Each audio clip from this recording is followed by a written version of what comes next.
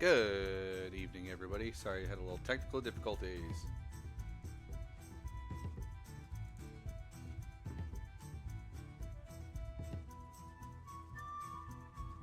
Hey, there I am. Doing it right. Oh, I'm double hearing my stuff. Why am I double hearing my stuff? What did I do? You gotta mute. You gotta mute yourself in something.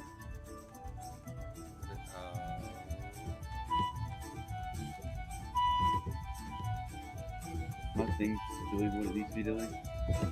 Whose idea was that? Oh. I swear, I still hear it. I hear myself from a third place. You gotta mute. Might be the thing you invited me to. Look, I don't know. I don't want to Not. hear. I don't want to hear it, sir.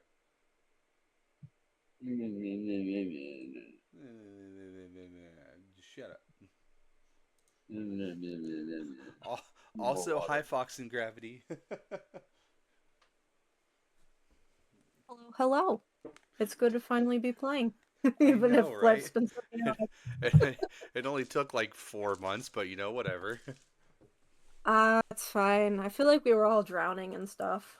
Well, I started a new job that ended up being a huge mistake, so you know that's always fun.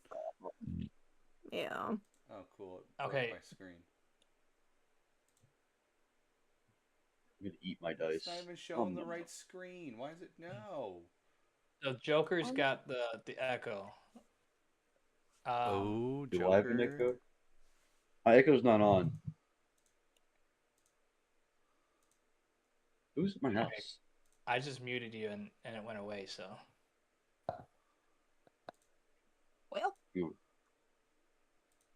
My goodness, I have more technical difficulties.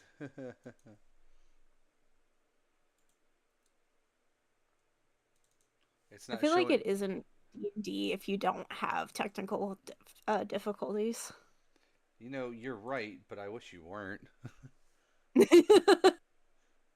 The only other big problem is scheduling.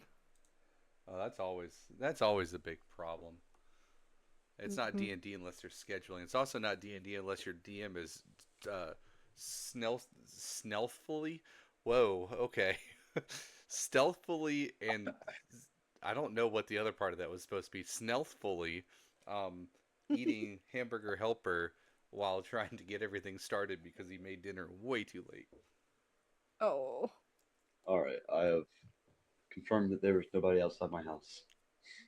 Well, that's good. That means that I succeeded in my stealth roll. My camera picked you up then. Oh no. Yeah, I got a notification from my camera saying we have detected a person outside. I look at the fucking camera, there's no one outside.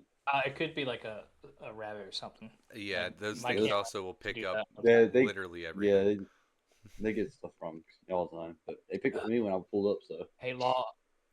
Hey, what? I just requested to join your stream. Oh. Did it not? He requested me to join the stream, too. I'm not even streaming. Yeah, it says waiting for post.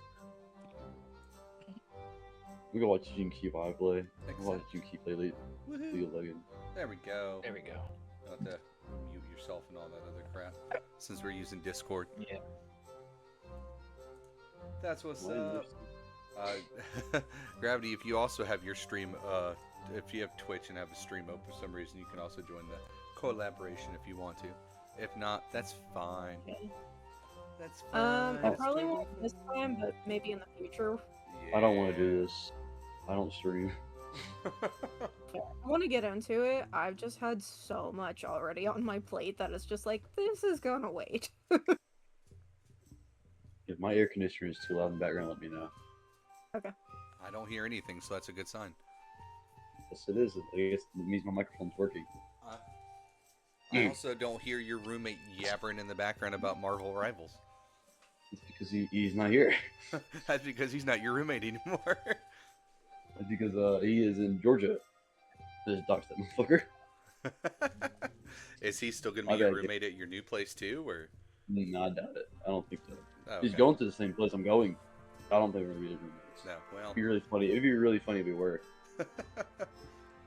well, enough randomness. Now we got to get serious because everybody knows that's what D&D with DM Lawbind is serious at all times. You say that as if we. Never mind. Yeah, right. As I'm over here chowing down hamburger helper like a true fucking professional. That was awful. But If it makes you feel better, I'm reading through our DMs just to like make sure I remember everything. Yeah. Well, I'm you just know going what? off. At least you remembered that you had a character sheet, and apparently I was looking at it and forgot. Okay. I'm going. You're I'm doing going great, off sweetie.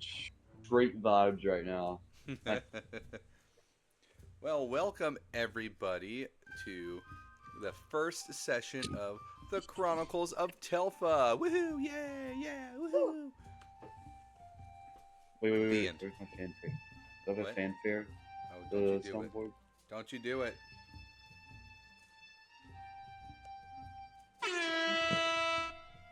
Fucking hate you. Yeah, Where's my? Oh, there's my mouse. This is also the first time in the history of me having this computer. I'm using 3 screens, so I'm really throwing myself out a little bit here and there. Yeah, another tab that says money. I need that Um, probably. But yeah, welcome guys. Some of us have been waiting to play Telpha for a couple months. Some of us, Joker especially, has been waiting to play Telpha for literally about 2 years. Tweaking out my brains right now. I, I'm not even exaggerating. The first time we talked about doing anything Telpha related was probably, honestly, more than 2 years ago. Also, this stream is sponsored by My Need for Caffeine. Oh yeah. I don't think we can get that sponsored. Celsius there. No, this is I swiped one email of my Mark. fiance's cotton candy Alani's, and I'm feeling it's gonna taste like ass. But you know I- what? It's caffeine. I don't feel like making a coffee. I can email Deathwish to see that sponsor us. Sponsor Oh, us with man, I our love 5 that viewers Twitch that are coffee. most likely all us. Yeah, totally. Well, we all have to start somewhere. That's right. That's right. I'll get onto Hey, that. you- I'll get onto that Dubby energy drink that I keep seeing Facebook things saying. Even if you You'll only never- share you to 3 never- friends. You never know until you ask. That's right. Well, we got fancy boots. That's me. That's you, him. That's my second account that for some reason is Okay. specifically logged into the chat of my OBS. I What about don't. you're on? I don't know why. Just my OBS has that one in there. Who's you're on? Who's You who? us? You're on 022? I don't even see that one. No viewers. Oh, no. I don't know who that is. But hey, welcome. Also, here you go. All right, so a little bit about Telpha for the people that watch who season who 0. are watching, and thank you for watching if you are. Let me grab some information. Curse Yeah. you. You kidding. guys should also already kind of have access to all this, but I'll just in case. This is a totally completed and not at all halfway finished map of Dalari, one of the 3 realms of Telpha. This is where you guys will be starting your adventure, specifically in this Crater Plains, which is down here. Specifically in the city right in the middle there that looks like inside of a huge crater called Eastway. But before that, so Telpha is the whole universe in this series. Everything that exists, ever has existed, ever will exist inside Telpha. Um, Telpha has, oh hi Chloe Coca Bean. Um, that's one of my friends. Um, Telpha is the entirety of the universe, and within Telpha there is the void. This is the empty space that is not actually held by anything, just like space in our universe. Then you have different realms. There's wild realms, which come and go, sometimes lasting minutes, sometimes lasting decades, centuries. They are created by the extra magic and energy that is within the void forming together. But then you have the big realms, the ones that have existed for at least around 2,500 or 5,000 years, as far as you guys know. And those would be Telpha, or not Telpha, those would be Gilladris, Dalari, and Moscar.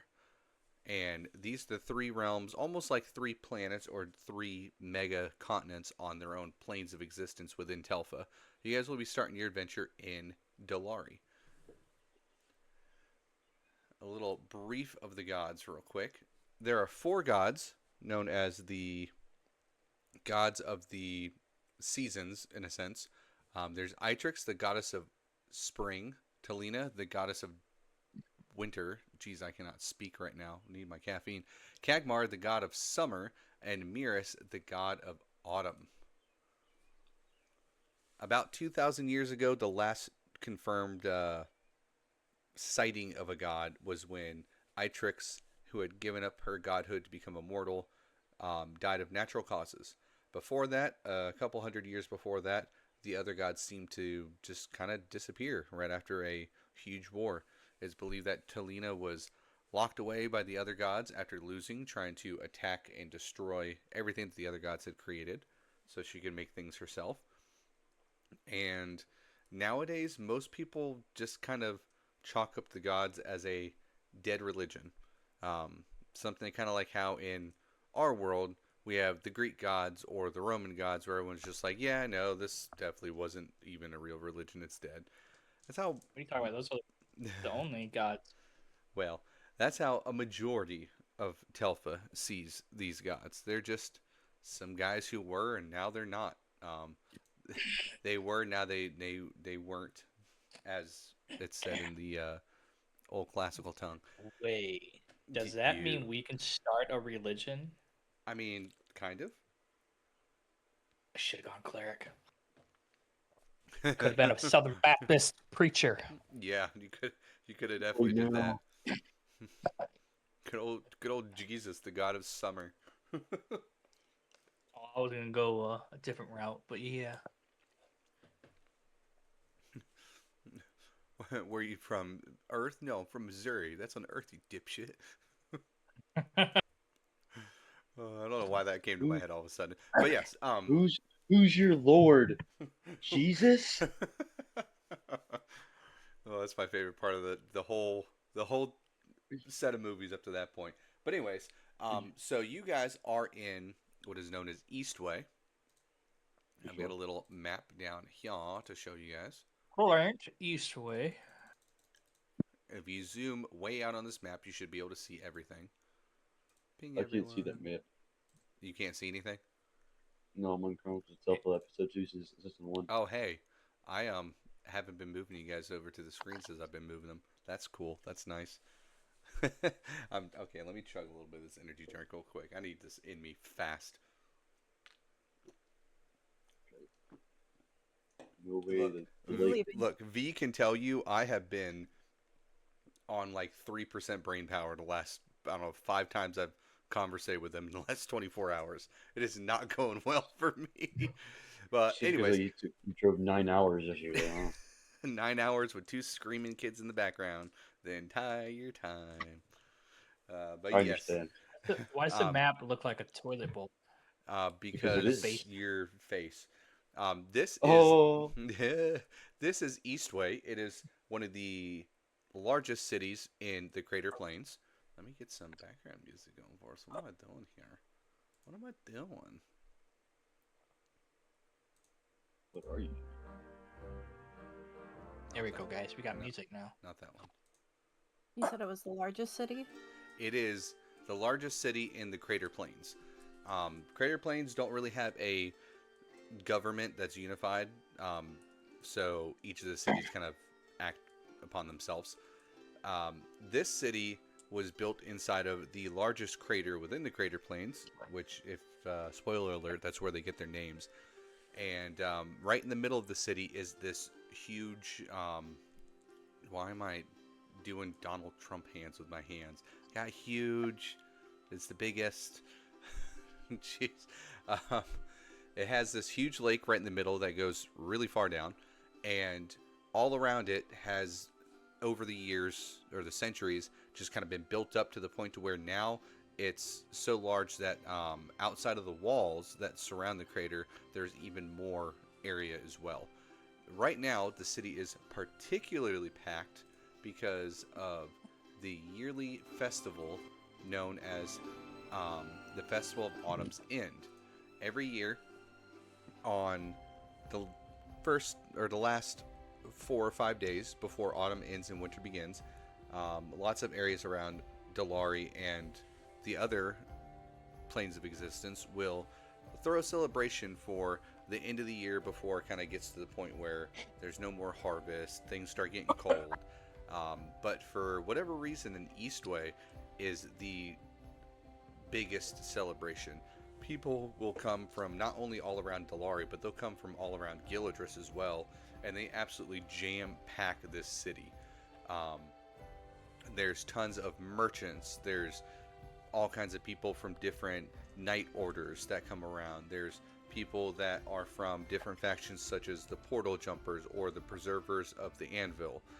They will come in here. There's others that come from more shady organizations that come in here to try to recruit people. There's thieves that try to go around and steal from the richest people that they can. And there's fireworks going on all night long. It's just a giant party, almost kind of like a Mardi Gras. And right now, it is 2 days until the end of the festival. So you have today, or tonight, I should say, and tomorrow are the last 2 days of the festivals. And right now, I'm going to hopefully actually move you properly this time. Move you guys over to this screen. Oh, what's up? What is Dorian doing, bro? I know. What is Dorian doing right there? He always it keeps popping up. Don't worry about that. What is Ronald Flywise doing, bro? just hold He your looks like horses. a human version of Chucky. He is a sky dwarf, so you know that's. I always picture sky dwarfs having white hair. Yeah, well, you know, some of them do. This one's just a piece of shit, but we'll get into that.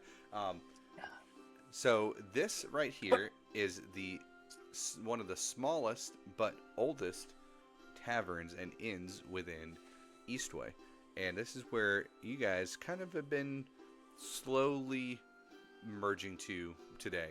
None of you guys are actually around each other yet, as I have your tokens on the screen. That way you guys can actually see the screen. I'm gonna have you guys do your first roll of the campaign, and I'm gonna have all of you just roll 1d20 for me, so we can see which one of your characters are gonna be coming in first before I start explaining a little bit about this tavern. Just a straight 20? Just a straight 20. Here, I gotta put it from the mic side here. Can I add my Arcana knowledge to it? You absolutely I cannot. got an 18. You got an 18? All right. Correct. And I don't see it. What He's did you? lying. Oh, you can roll with real dice if you want to, as long as you can do the math right. You don't have to roll with the roll 20. It's all good. I don't wanna. I got a 16. That's 16. All right. No. All right then, Otis. Do you want to go first or last? As the highest roller. Oh, ho, ho. So that means Torvin is going to go first, then we'll have V going in, then Otis. But before that, a little bit about this tavern. Right now, My dice. it is Tower probably around what we would call 9 o'clock at night, maybe a little bit closer to 10. There's all kinds of people going in and out of the tavern, a lot of bar crawling. Whatever happens at night. This tavern, which is just simply and very creatively called Eastway Inn and Tavern. It was one of the first ones before they needed fancy names to really stand out. It is sitting here. It's been decorated with different like fall festival related stuff. You know, you got some pumpkins, you got some different vegetables, some corn. It kind of looks a little bit like Thanksgiving in a sense. Out front, there is a traveling circus known as Circus Slywise that is led by a man named Ronald Slywise, which I just showed you guys a second ago. I'm sure. Off my screen. Why does it look like Brennan Lee Mulligan? It kind of A little bit. it kind of looks like him if he was if he was awful. A dwarf? If he was a dwarf and awful. Along with Ronald Slywise, the circus also has a man named Ryder, which is their guard and their strongman. There is a Velki, one of the custom races of Telpha. If it will do the thing. Do the thing. Don't do it. Don't do it.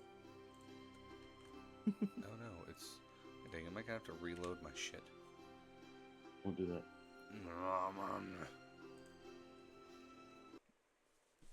Anyways, so while this is reloading for me, because I can't just have it be... Can't just have it cooperate with me the first frickin' time. Oh, never. Roll20 does this all the time, don't worry. I'm a professional. Professional at... I need to refill my lighter fluid. Alright, I guess we're going to start that song over again. That's fine, that's what I wanted to do. It's all good. One of the other people that are down here in the circus who is currently doing a dance that involves kind of gliding up and down 3 sets of sticks. Almost kind of like a stripper pole, but it's 3 of them in a sense. Is I don't know if it's loading the token up for you guys when I do this or not, or if it's just negative. Okay. I don't have it. It did for the first 2, not anyone else. Yeah, it's I don't know why it's being a pain in the ass with this one. I'll just make it big for a second. Is there we Jewel? go. Holy moly! Yeah. She is one of the Velki, one of the cat-like races of Telpha. There is another one who is kind of making magical illusions appear every time that he changes to one of the different masks that he's wearing. They call him Mask Man. There is a man that, no, he is not a Kinku. I know he looks like he's one. They don't exist in Telpha. He is a man dressed in a bird costume named Mocking Feather. Is his name Khaki? No, his name is not Khaki. His name is Mocking Feather. He's like a jester and a bard. And then another dwarf, can't really tell if it's a mountain dwarf or a sky dwarf, is Matilda Sharpfoot. She's doing tumbling acrobatics and is dressed as a clown. They're all just kind of over here doing their own thing. They're in no way, shape, or form actually doing any kind of like cohesive story. But coming up the road to this tavern is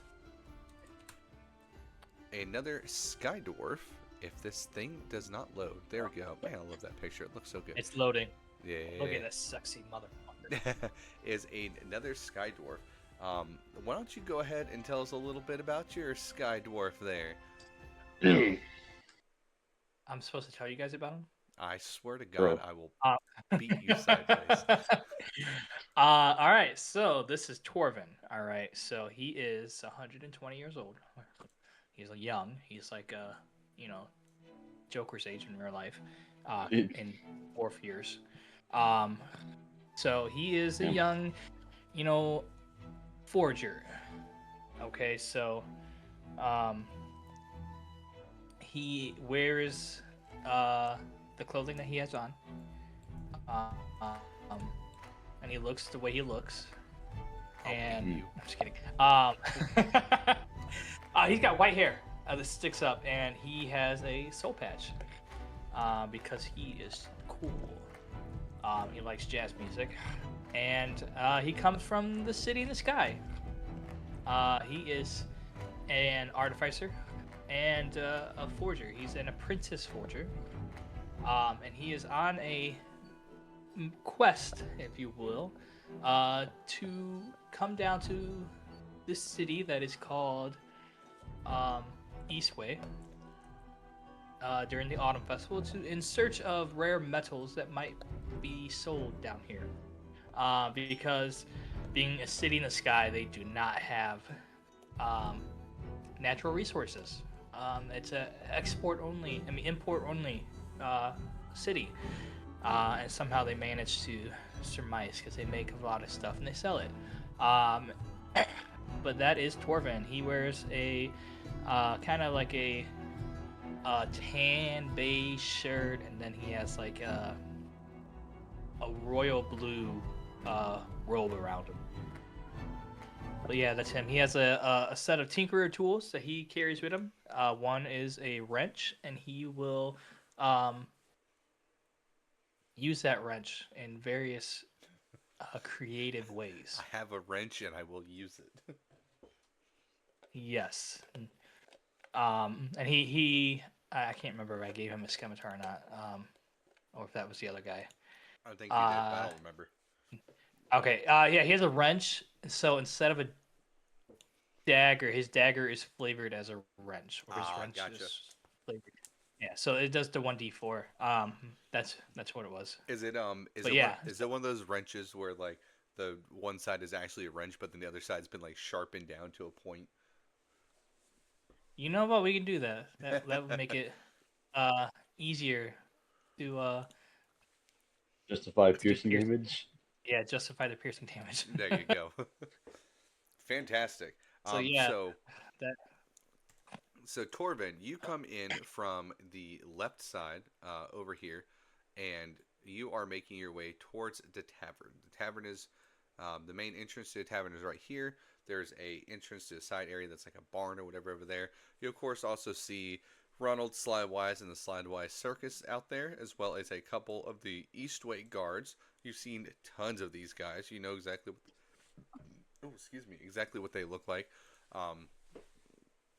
But yeah, there's this tavern up here, and you can start making your way towards it if you want to, or you can start. You can let me know what you want to do if you want to interact with Ronald Slywise and the others. You know I gotta interact with Ronald Slywise. Hey,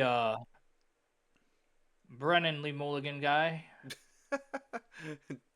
Don't insult Brendan Lee Mulligan like that. He's such a good soul, and Ronald Slywise most certainly is not. Yeah. So seeing this dwarf, and there's only one set of dwarves in Telpha, right? No, there are two sets of dwarves. There are the sky dwarves and the mountain dwarves. Mountain dwarves are more along the lines of your traditional dwarves. They got the long beards. They like to forge metal, drink beer, spit, punch drywall, all that stuff. And the sky dwarves have a little bit of a more sophisticated culture. They'll keep their hair and their beards or soul patches very neatly trimmed and groomed, or just completely shaven off. Or sometimes they rock some fucking sick ass side chops. I mean, come on, look at that. That is the best side chops you're gonna see in this whole place right here. Fucking Wolverine. I can't look at him without seeing. He's a wolf. He's Brendan Lee Mulligan cosplaying as Wolverine. I mean, I'd never noticed it before. I've used this image for him that I found randomly for, I don't know, probably since the first time I did Telpha back in 2018, and I've never noticed this before. I hate you. But yeah, you see these guys are doing their thing. Ronald Slywise is a overly chubby, a little bit shorter than normal sky dwarf, who seems to be rocking some, as I said, quote unquote, sick ass chops on the side of his face there, and he is counting a bag of coin while he is sitting down at a table. And when you start talking to him, you see Ryder, his nearly 7 foot tall, ginormous human bodyguard just kind of looks over at you and just, and then you see that Ronald just goes, if you want to buy a ticket, you gotta buy one up with Jewel. She's got the tickets. Oh, good sir, you mistaken me. I caught eye of you. You looked very fancy-like. I gotta say, I looked like you are a fellow sky dwarf. But your face makes me think you're a mountain dwarf. I don't know if I should be taking that as a compliment or not, but I am Ronald Slywise, and I am indeed a sky dwarf. I am the owner and proprietor of the Slywise Circus, most renowned circus in all of the area. You can't shout the name about 20 feet from here and people not know who they are. We are infamous. We are the best. Yes, I would say you are the most infamous in this 20-foot range. Indeed, I circus. am. So, well, it's a good day, sir. I didn't realize that the Sky Dwarfs produced offsprings like yourself. Good day. I truly am I'm one just of a gonna walk kind, aren't I? Now going to the tavern. All right, there is bartenders at the bar. I just didn't make tokens for them because I was fucking lazy years ago and never adjusted that. So there's a bartender there. So if you want to go walk up and sit at the bar, you certainly can. As you walk inside, you do see that there are some other patrons that are around. A bunch of people are standing up drinking, but there are 3 people that are sitting at a table over here that look a little different from some of the others. But next, we have to introduce our next character. Woo, yeah, woo, yeah, woo. Everybody cheer. Hang on. I got you. Woo Nice. yeah, woo yeah. Don't you do it.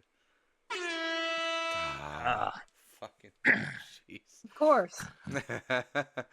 So our next character that is going to be introduced is going to be... I remember how to say your name, but now I don't. Gravity is your character. Vinthra. By the way, this So artwork you- is made by Gravity herself. She did a very good job. It's very nice art. Hopefully I'll be doing more art for you soon. Yeah. Vinthra rushes into the tavern and they really stand out from anyone there. You see a being of average height, perhaps 5'7". They stand out because of their bright orange skin, which upon closer inspection almost seems to glisten and crackle and emanate waves of heat. Their hair is that of fire. It's short on the sides, but rages away from their body in a faux hawk. They have long pointed ears, a wide nose, full lips, and a small beauty mark beneath their right eye. I don't know if someone has an echo, sorry. Sounds like TV or something. Their eyes are a deep brown, but red cracks show through the center, kind of mimicking lava. A number of dark raised scars litter their body like crust. The most noticeable of these scars are on their face. A deep scar runs from just below the right side of their nose, through their lips, and arcing back to the right of their chin. A smaller scar lines the lower side of their left eye socket. Their clothing is sparse. In fact, it seems that they are only wearing armor. A chest plate stitched together from scraps of the monster salamander's leather and spines, and their pants are kind of a patchwork of this leather, but it seems to have run out just past the thighs, and so it is pieced together with chainmail. A few dainty bracelets and necklaces of gold, rocks, and beads decorate their bare arms and neck. They carry 2 silver daggers on the salamander slipknot belt, and a mighty halberd on their back. Its handle is made of charred wood. And so they rush into the tavern and immediately look for Ronald. Sorry I'm late, sir. So you're going into the tavern, or are you gonna go right outside where you see his whole crew hanging out? Oh, sorry. With the crew. So he's over here. Alright, you should be able to. Let me know if you can't for some reason, but you should be able to drag your token or click on it and use the arrows to move it around wherever you need to go. Woo! Yeah. So you go right up to Ronald, and as soon as Ronald sees you, you go ahead and give me a perception check real quick. Okay, that's not bad. Let's see, perception. That is a 17. A 17 will do. You see that as as you get a little closer, the bag of coin that he was sitting there counting when Torvin was just sitting there talking to him a second ago. You see, he kind of looks up to you. He does this weird little cough, and then as he does that, he slides the bag underneath or behind on the desk to where it like falls into his lap, and then he just kind of shakes his leg a little bit so that the coin pouch goes into his slightly oversized boots, and then he just kind of gives you a smile as you walk up. He sticks both of his hands on the table, looking oh so innocent as he always does. I mean, come on guys, look at this face. This is the face of a hero. I love that I can. The face of a grand dungeon master. There you go. Well, I actually modeled that off himself. No. I am going to clip this and post it on Instagram and tag him like every day until he looks at it. Oh god, no. And that's how the Chronicles of Telpha was canceled, everybody. Oh dear. Oh. Brennan, we love you, I swear. He let us guest star just so he could take us behind an alley and beat us up. Hey, Well, I like him much better than Matt Mercer. That's true. Both good, but I love do- Matt I like- Mercer, but he took my last name, and now I'm held to the same standard every time I DM. Oh, you got the Mercer effect, but you got the in a whole different way. Yeah. But yes, you so see. I Yeah, you see Ronald looks up at you. He goes, Vo, V, Va. Yes, it was Va. Yes, Va. Hello, hi, it's me, Ronald Flywise. Yes. Hi, I wasn't expecting to see you back so soon. I figured you'd be back around, I don't know, the end of the festival. Oh, I'm here to work, sir. Oh, yes, of course, to work. Always to work. Now, listen.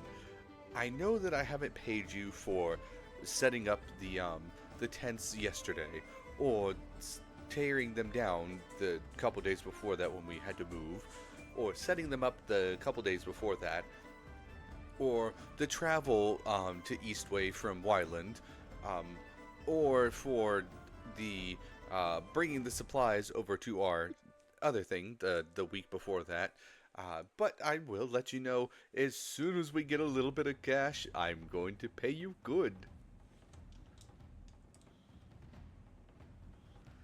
It's unfortunate we have none right now. We're so pinching pennies just to make sure that poor Ryder over here can eat a whole cow a day. You know how big he is.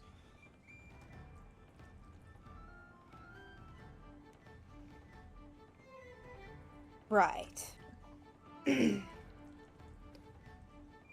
When can I expect this payment? You can definitely expect this payment in the future.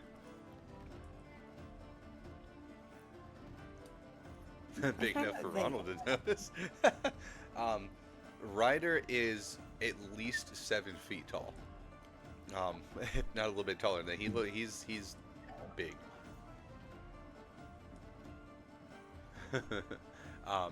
But yes, you see Ronald does kind of like fish into his boot, although it does kind of look like he's playing in his pocket doing some weird stuff.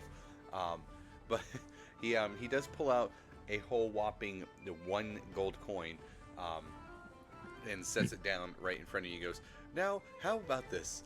You go buy yourself a nice drink inside, and maybe like with the change from that, and you can buy me one. And that's what we're gonna do for right now for your work. But I'm definitely going to pay you in the future. Don't worry about that at all." Can I insight check him? You absolutely can insight check him, and go ahead and do this one with advantage. Okay.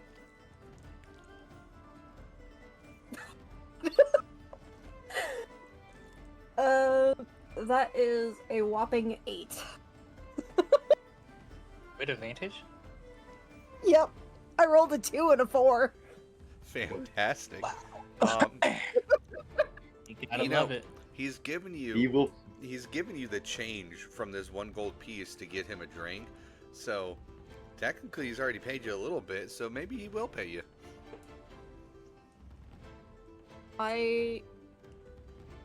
I'll reach for the coin, and I guess take it. I will say with an Take 8, it's not like you got a natural 1. You're not going to believe him outright no matter what. With an 8, I will say that you get the idea that he doesn't want to pay you, but if things go the right way, you could probably make him pay you. Gotcha. It's not going to happen willingly. Of course. Right.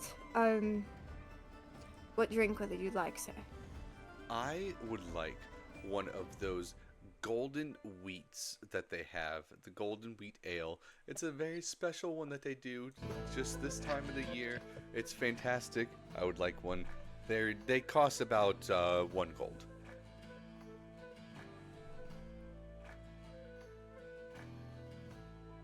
Vitra kind of just stares at him for a moment. Right. 1 gold. He slides you 1 more piece of gold and is like, "I think they're more like 1.5 gold, but you know, it's okay."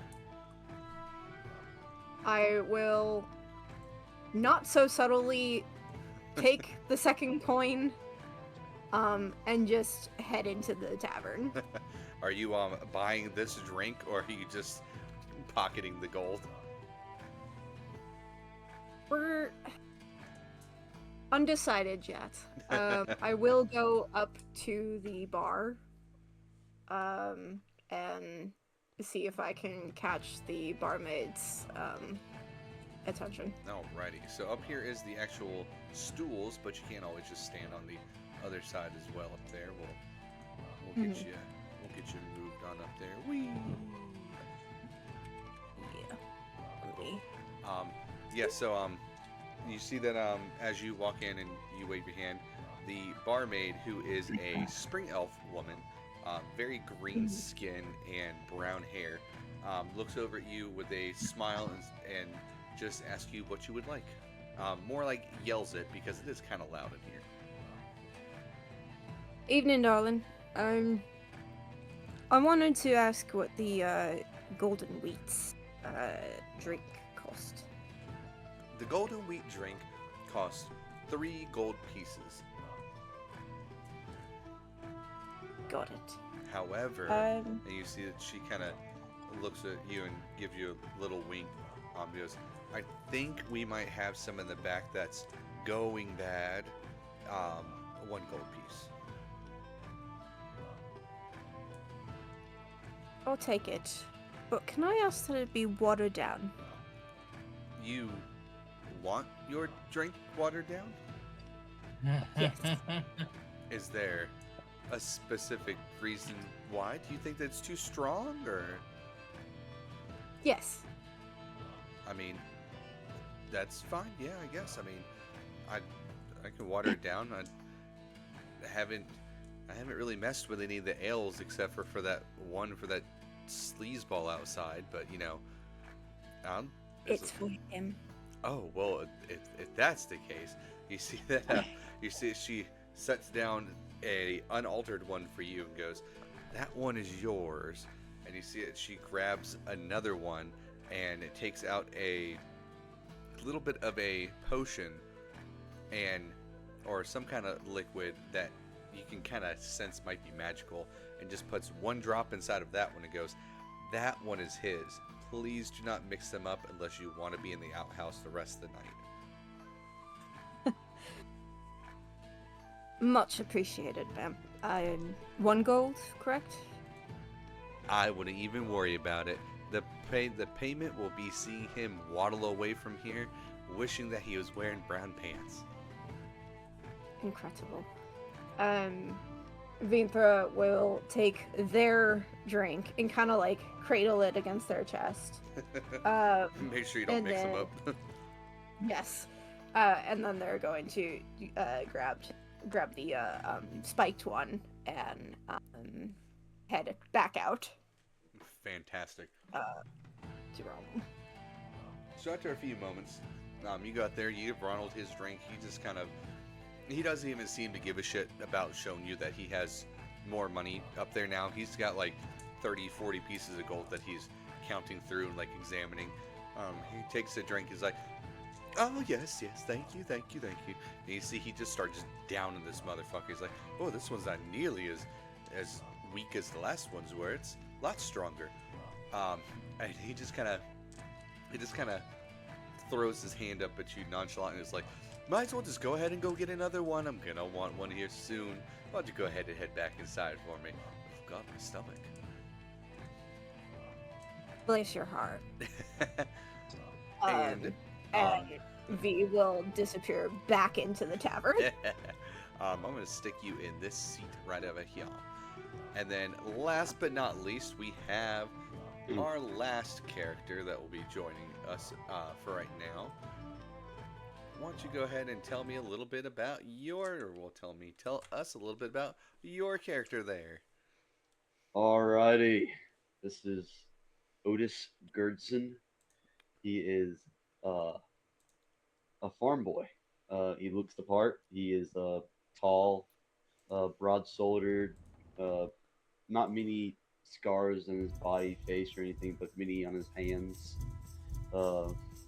calloused hands. His hair is kind of greasy. I'm not gonna lie to you. He kind of looks very, very unkempt right now. He's wearing some basic, cheap scale armor because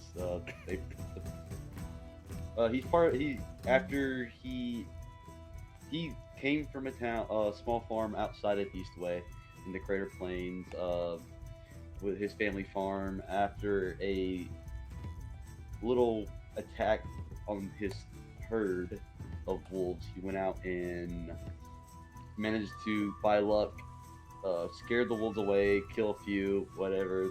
Then the nearby smaller town near the farm kind of like told him he should go be a portal jumper. He probably shouldn't have done that. He went and joined the portal jumpers. He got in, I guess they needed people. He's recently passed the recruiting part. He's passed their little test. He has one more thing to do. And he is in Eastway because it's winter's. I forgot the name of it.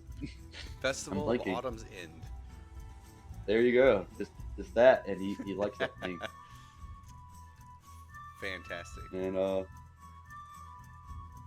guess that's probably pretty good. That's a good enough information. Oh yeah. Yeah. So for everybody who's listening, or for anybody who may not have heard it before, portal jumpers are essentially they are the most dangerous job in Telpha that anyone really knows of. Do they have any like insignia or anything like that? They do. I'll have to see if I can find it. I do have one somewhere. That insignia is on his armor somewhere. I'll tell you that much. I like the idea of a shirt that has a portal for a portal jumper. I'm portal. Shirt with an arrow. T-shirt and arrow point up to the face, portal jumper. Well, I was thinking a T-shirt that has a picture of a portal and it just says in quotes, "I probably shouldn't have done that." We take them two ways. Yeah. But yes, portal jumpers are those that they in order to get around. Excuse me. In order to get around the different realms, you have to use portals. These are a very specific set of magical gateways that most portals that everyone knows about go from point A to point B or from point A back to point A. There's no point C. So there's portals that go from Dalari to Moscar or from Moscar to Gilladris, or different parts of them. And it's almost like taking a subway. If you want to go there, that's how you get there. But there are also portals that oftentimes the destination changes. Sometimes it's able to be controlled by portal mages, which are a very specific set of people that can control portal magic, or they just kind of turn on and off whenever the hell they feel like it. Portal jumpers are those who will go through these mostly unknown portals in order to seek out riches, relics of the past, potentially even other races or species that existed long before, or for special material that can only really be found either outside of the realms, or that's just more likely we're going to find them. Like the material known as Regarite can only be found on the ruins of what was once the realm of Regaros. And Arumite can sometimes be found on other smaller planes of existence. These smaller planes of existence, like I was talking about before, are known as the Wild Realms. Sometimes they exist for a very long time. There are a couple Wild Realms that some of the portal jumpers even have gone to and kind of made permanent camps at, because they just don't go away. But there's not really anything of use inside these, and these ones aren't very dangerous. But then there's other portals or other Wild Realms that can sometimes exist for up to 5 minutes and then they're gone.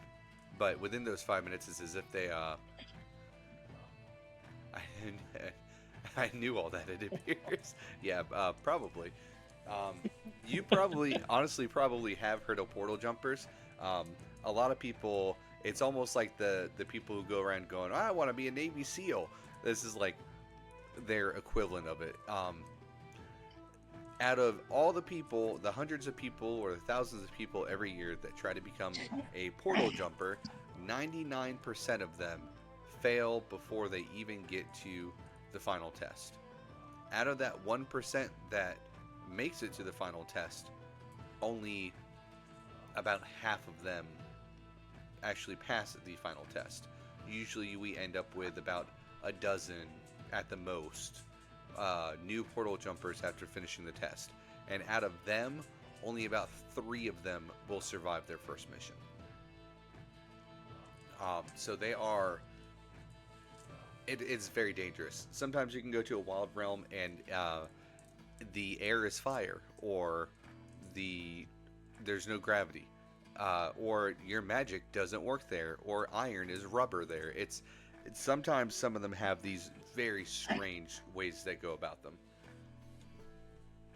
The water kills you. The water explodes. The water is on fire. You can have all kinds of crazy shit.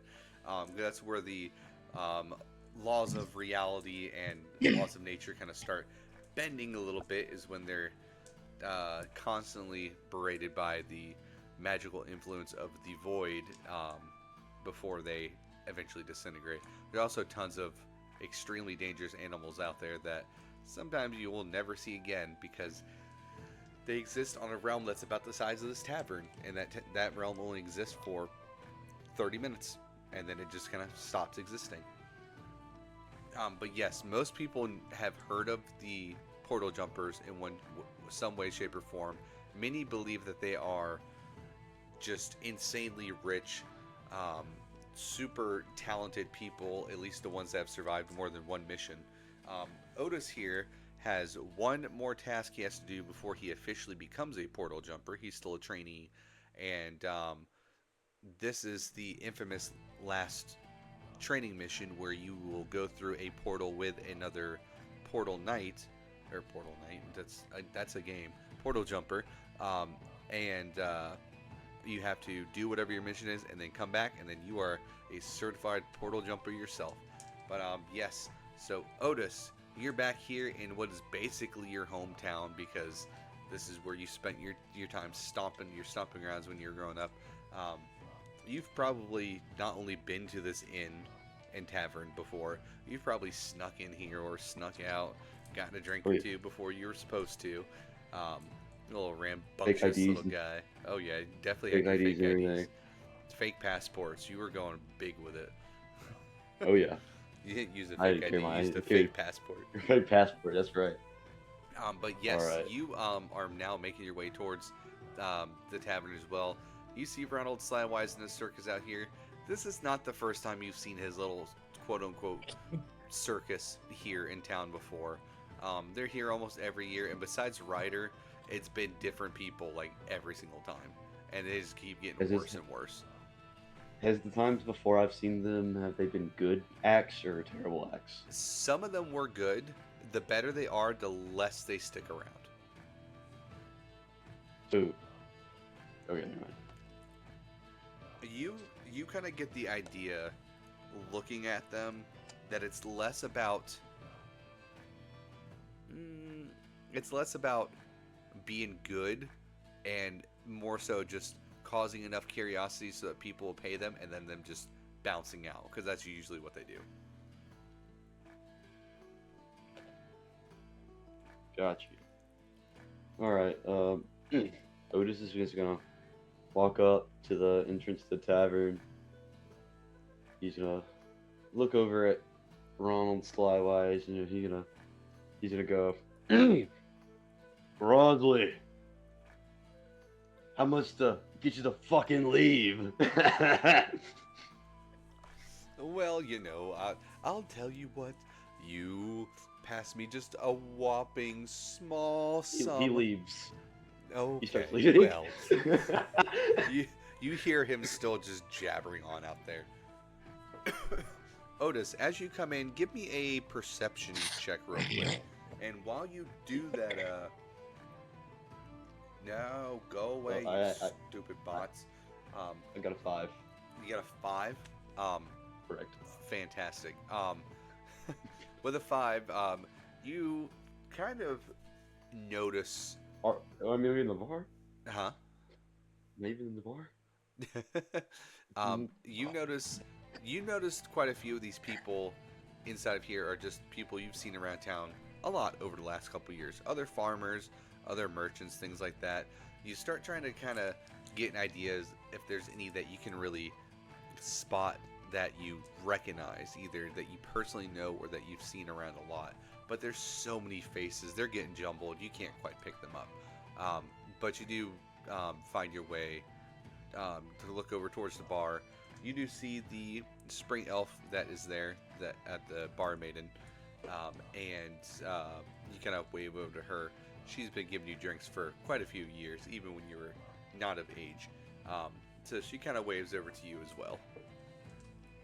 Alright, where's that at? She's just somewhere over here near the steps. I don't have a token for her out. That works.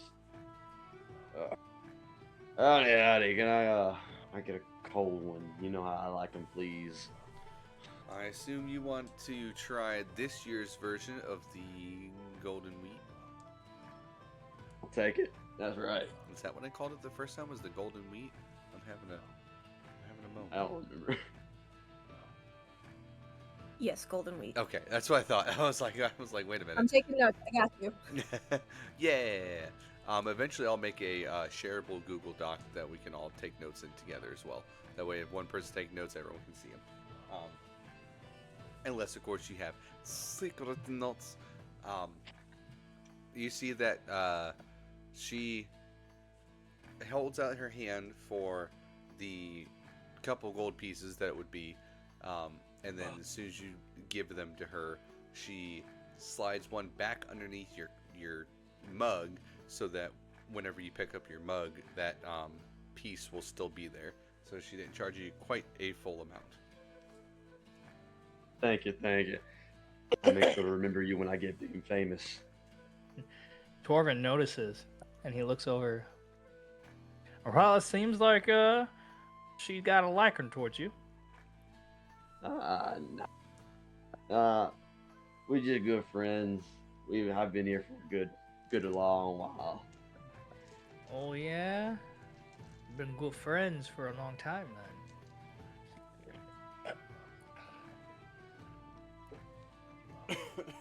Do you think you two are talking loud enough that Vine might be able to hear as well? Or V? Otis is loud. He is. He's pretty loud. He's a loud man. He's loud. Torvin's not obnoxiously loud, but he's talking. You guys also do notice that there seems to be a little less of a crowd than there was a couple minutes ago. Seems like everyone's kind of getting ready to move on to the next tavern in the bar crawl. Some are sticking around. It'll still be a little crowded, but if the occupancy rating was like 30 people or something, or 20 people, they were over by like 50, and now they're finally like back down to occupancy. Yeah. I don't see many what is it? Sky dwarves. That's not right. I kind of get them sometimes mixed up. I don't see a lot of them around these parts. Yeah. Well, you don't, New GA. I could be new here. No. It all depends. I get it. I tell you what, there's a fool out front that's a sky dwarf. Oh, Ronsley over there. Oh, that motherfucker. You see the spring elf kind of starts looking at him and goes, "Is that what he is?" Yeah, he's a fool, all right. He's a pompous little sky elf. I wouldn't want to associate with him. He's been around throwing that little circus of ears for years, ever since I was a kid. The good ones. While y'all three talk to each other at the bar and enjoy your drinks for a minute, I'll be back in about 2 minutes. This voice is hurting my throat. Yeah, I try not to do voices unless I'm DMing. I think for the most part, V is probably just chilling at the corner of the bar. They are wildly underage to be here, but nobody cares. V's underage? Yeah. Otis sounds like he's 40, but he's really 19. He looks 19. I don't think he looks he 19. is like probably closer to 17. Damn. They just I'm baby. He looks like a nerd. Otis looks like a nerd. Well, what brings you two here to this fine establishment during this fine festival? Oh, festival is always fun. I would love the festival. This tavern here is the best place in town, in the city. Hands down. She right here, this lady right here, she's so sweet. She gets you drink, everything, all the good stuff. Yes, we know you've got a relationship with this bartender here. She seems nice. I'm just here for work. Work? Oh, work you coming from? I'm a bit all over. I'm honestly just trying to make a living, keep clothes on my back and food in my stomach. Hey, that's what we can say for everybody. Everybody. That's how we all are down here. Mm-hmm. Except for some select few. Like that Ronsley out there. might be quite entertaining here soon. I don't think he's entertaining nobody. That motherfucker's never made me laugh a single day in my life. Fair enough. What about you? What was the question? Like, why are you here? Oh, okay. Well, I came here in search of a quest magical and great. I've come here in search of some materials for my forge. Like what? Metals, my dear. I'm from the sky city above.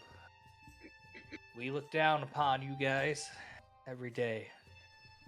Ah, but you don't have hard with working hand, man. What was that? I am back. Don't got working hands, do ya? Working hands, eh? Working hands. It depends what your definition of calloused hands would be. Working hands. You guys all hear from the table that has quite a few other people at it. You hear one of them kind of stands up a little bit and slaps his hand on the table. It would be... where's my mouse? There's my mouse. It would be... Dorian? This one right here, Calvin. You see, Calvin man. stands up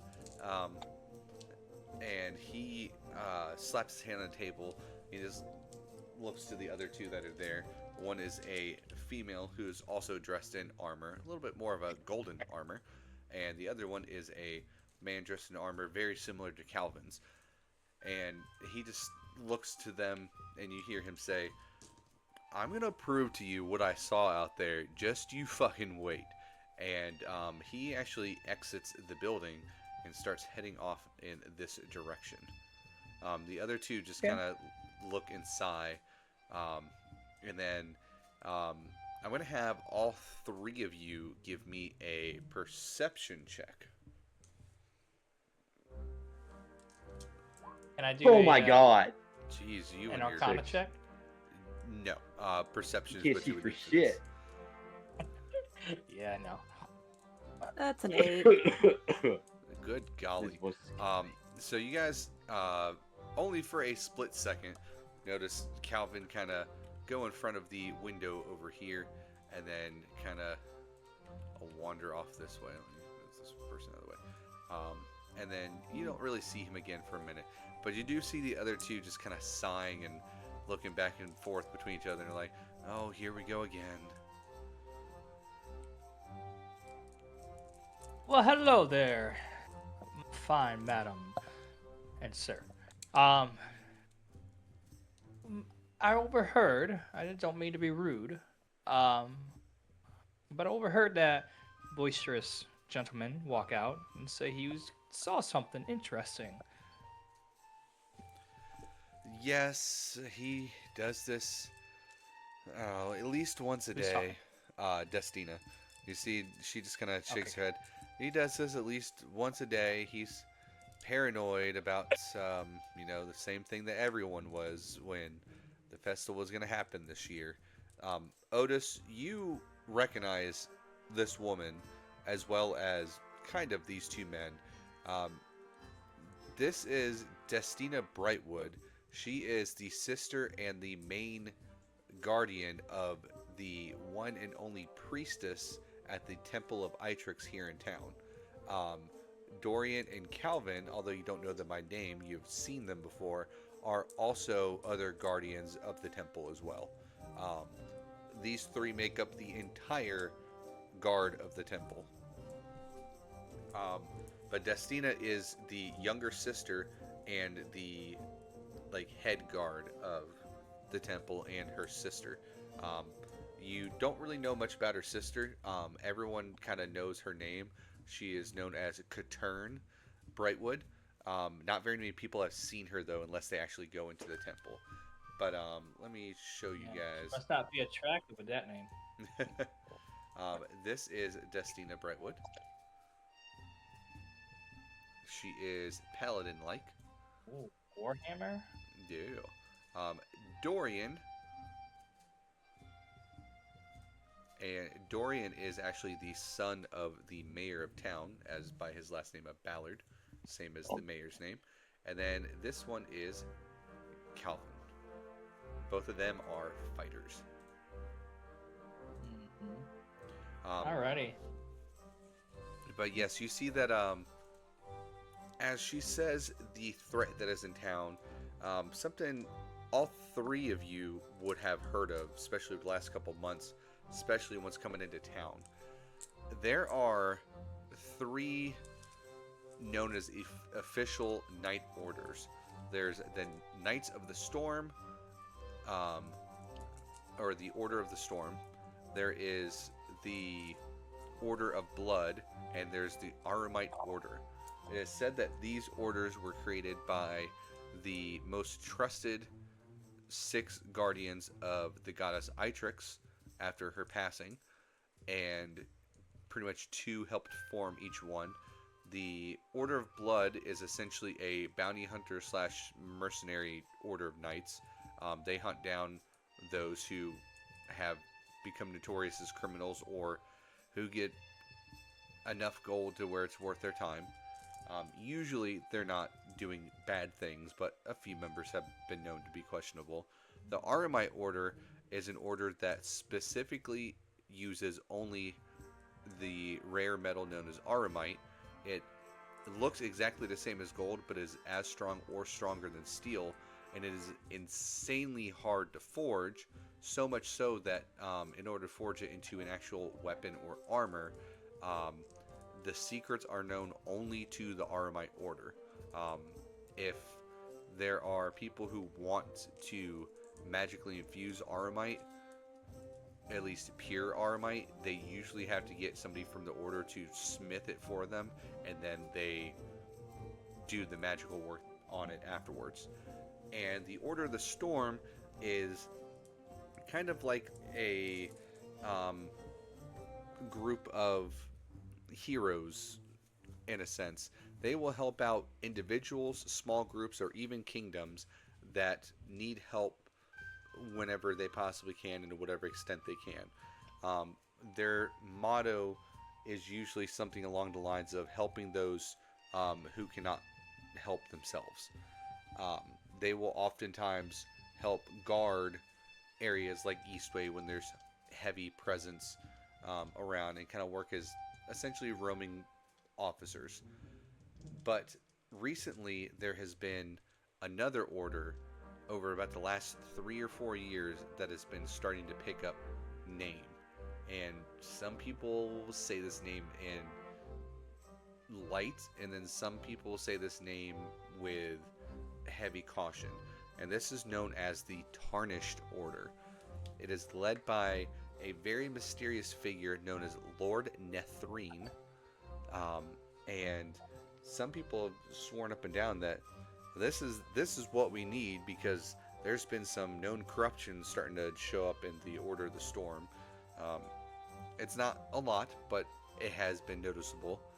And the Tarnished Order has fought against them a couple times and has claimed to take out some of this corruption.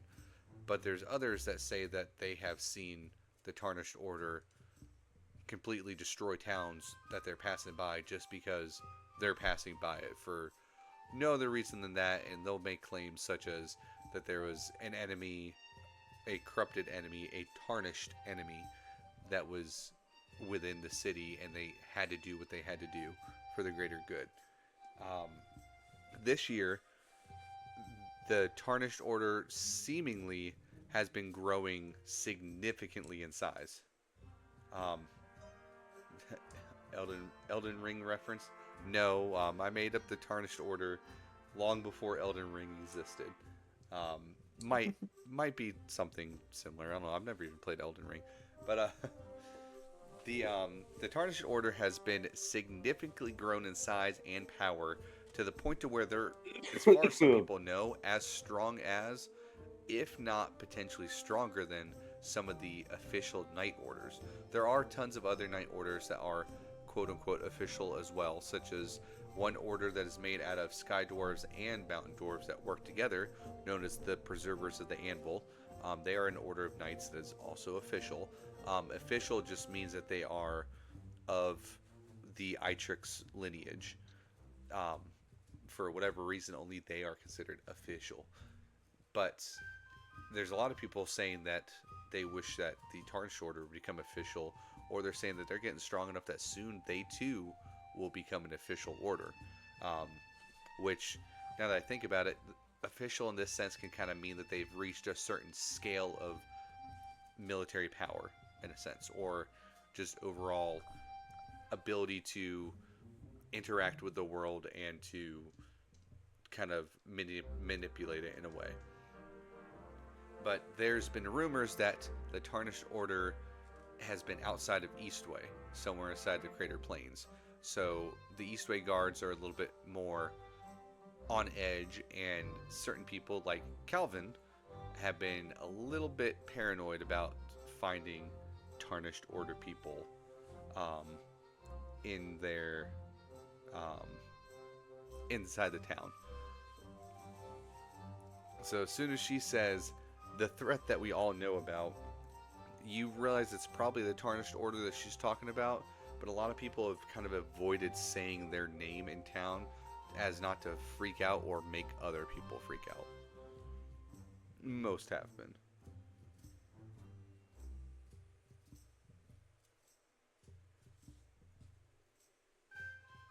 Oh, do you speak of the Tarnished Order? You see that Dorian kind of starts choking as he's taking a sip of his drink, and he just goes, "Please, for the love of the gods, don't say that name around my father. The mayor, he will freak out. There is no Tarnished Order. They're not here in the city. They never have been in the city. They're not gonna come around anytime soon. Are you sure about that? If they were Perhaps going, I know something that you don't. well, if you do, feel free to pull up a chair and tell us about it." Yes, the Tarnished Order. They do exist, my friend. For they've been here the whole time, hidden amongst your people. How do I know this? For I've watched down upon you here in Eastway, and I see all that there could be. The Tarnished Order, perhaps I'm one of them. You see that Dorian just kind of gives you a look, and he's like, "Well, I was being sarcastic when I said they don't exist. I know they do. Everyone does. My father's just in denial. If he tells people they don't exist, then he thinks that people are just going to go, 'Oh, okay, well, I guess you're right,' and continue to pay his taxes to protect them from the Tarnished Order. But if you're saying that you're one of them," and you see he just kind of leans forward and goes, "I might have to call the guards out here to see. You can tell us where some of your friends are at." Oh, Just as he says that, this window that is to a little bit, or actually, right. sorry, this one right down here, the one that is to the right side of Dorian, I'll do a focus ping so everyone sees it. You see the window completely shatter as a mysterious robed figure is thrown on top of the table and just sprawled out, and then Calvin climbing in through the window, holding his great sword out, just pointing it at the guy who's on the table. He goes, "I fucking told you." Whoa, whoa, whoa, whoa, whoa. Bro. Oh, you We found all one of my chill. Can we all chill in here real quick? You do see this very mysterious roguelike figure that is here. We all. Why are we throwing people through windows?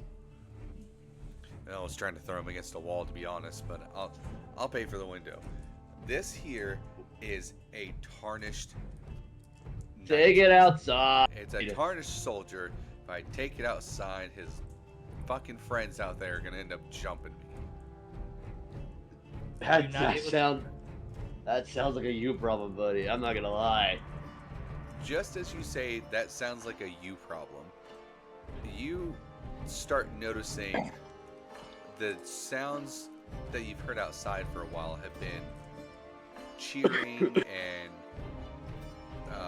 kind of like people just constantly be like, yeah, woohoo! And now you notice that the people aren't just kind of roaming around outside, they're more so running outside. And they're not only running, they're screaming now. Oh my E-tricks. And whoa, I got some things that there we go. As this is going on, you start to notice things are a little bit more panicked than they were a couple seconds ago, quite literally. Vin, eventually I'm going to say your name right. You notice, and I was going to make you do a roll for this, but yes, I was going to make you do a roll for this, but you don't have to. You're an autumn elf. You kind of know these things a little bit. You notice the distinct smell of fire, and it's not fireworks. It's like treated material that'd be used for buildings on fire.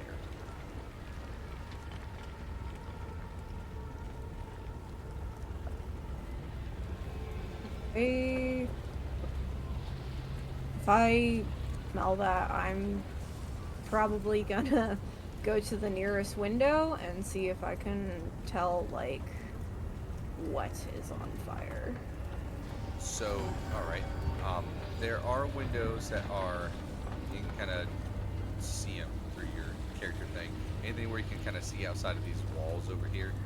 That's a window, that's a window, and then over on these two sides, these little gray parts, those are windows as well. I'll let you pick which window you go to. You can just kind of move your token over there. And then once you get there, give me a perception or an investigation check with advantage. Perception or investigation. Yes. Let's see what's higher.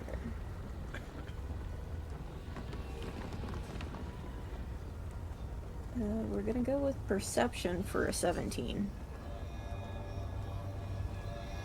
This isn't just one building on fire. I'm going to take you guys back to this map over here for a second. Give you guys an idea of where you're at.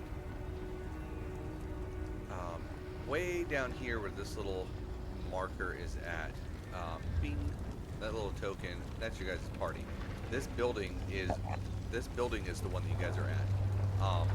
The fires, just that you can see, excuse me, are in this building right across the way, and pretty much everything you can see this way. You can catch. Okay, so basically the entire street's on fire. A lot of the street is on fire that you can see, and it doesn't just look like it's like one of these buildings caught on fire and then it kind of started to spread. It looks like this is deliberate. Call the firefighters. Call the fire jumpers. They jump through the fire portals. For some reason, they don't live nearly as long. Boys, we've got a problem here.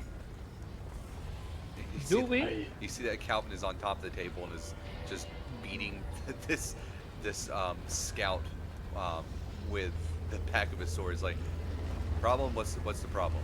I've got the problem under control right here. Step back from that man. Wow. The entire street is on fire. Ain't lying. You see Ryder passes by with Ronald on his shoulders / on his back, Yoda style, and Jewel, the masked man, Mocking Feather, and Matilda all just going, well, I guess it's time we get out of here, isn't it, gang? We'll see you guys at the next festival. Fucking maybe.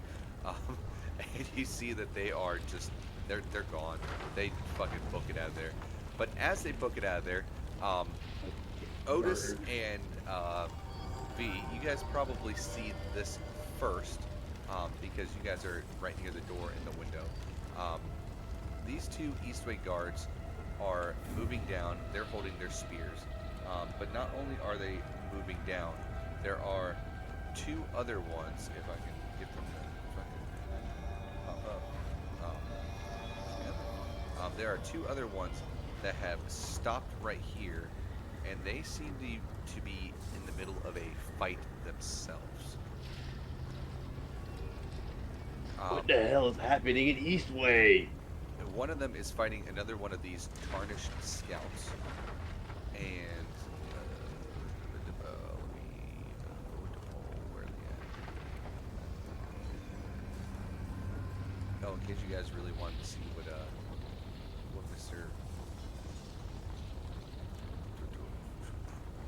Mr. Riker looks like, or Riker, not Riker. Yeah, he's a big boy. he may or may not be a barbarian. But you see these tarnished scouts are kind of running in and out of the shadows around the building. Not only are they running around out here, but there is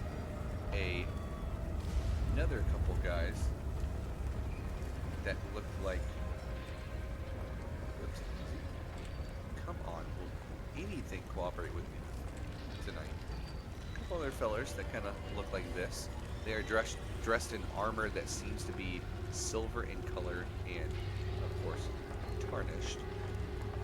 They are also running up, holding swords and shields, axes, all kinds of other things like that. I'm going to go ahead and have every single person, for the first time in this campaign, roll initiative. If you roll your initiative and then you can just tell me what it is, I'll add it to the thing for you. 21. 20. Holy moly. Good golly. I rolled a 19. Nice. I am going to be helping out the Tarnished Knights. 'Cause why not? Terrible idea, but yes, go on. So Otis and Torvin, you both got a 15. Which one of you do you think has the higher dexterity? I got a 14. I have 15. He has the high. Yeah, he's probably Okay. got a higher. Gotcha. So then I'm going to add some turns for some other people in here as well. I'm going to just add a turn for Destina. That'll be all of them. Where did I put all those dice? Oh, here they are. All right. Let me do Oh, fun. a couple of rolls. Let's see. Ooh, Destina and her gang did really good. They got a 19. Nice. The Scouts got a 16. And the soldiers got a 6. So not as good for them, but that's okay. What about the Eastway Guards? The Eastway Guards are going to also act on Destina Brightwood's turn. Just so we don't have 800,000 initiatives that are going on here. But V, it is your turn first. You see these tarnished soldiers are straight up attacking the Eastway Guards. They're also attacking some civilians that are running by. These are the ones that you can see and are within range, but like way past the street where the map ends towards where the other buildings are on fire. You see dozens more of these guys. They are everywhere. Okay. So they look like they're specifically like attacking anyone and everyone, or Oh, like, yes. more so. And anyone that is not wearing their armor for the soldiers or the scouts, they are attacking. Okay.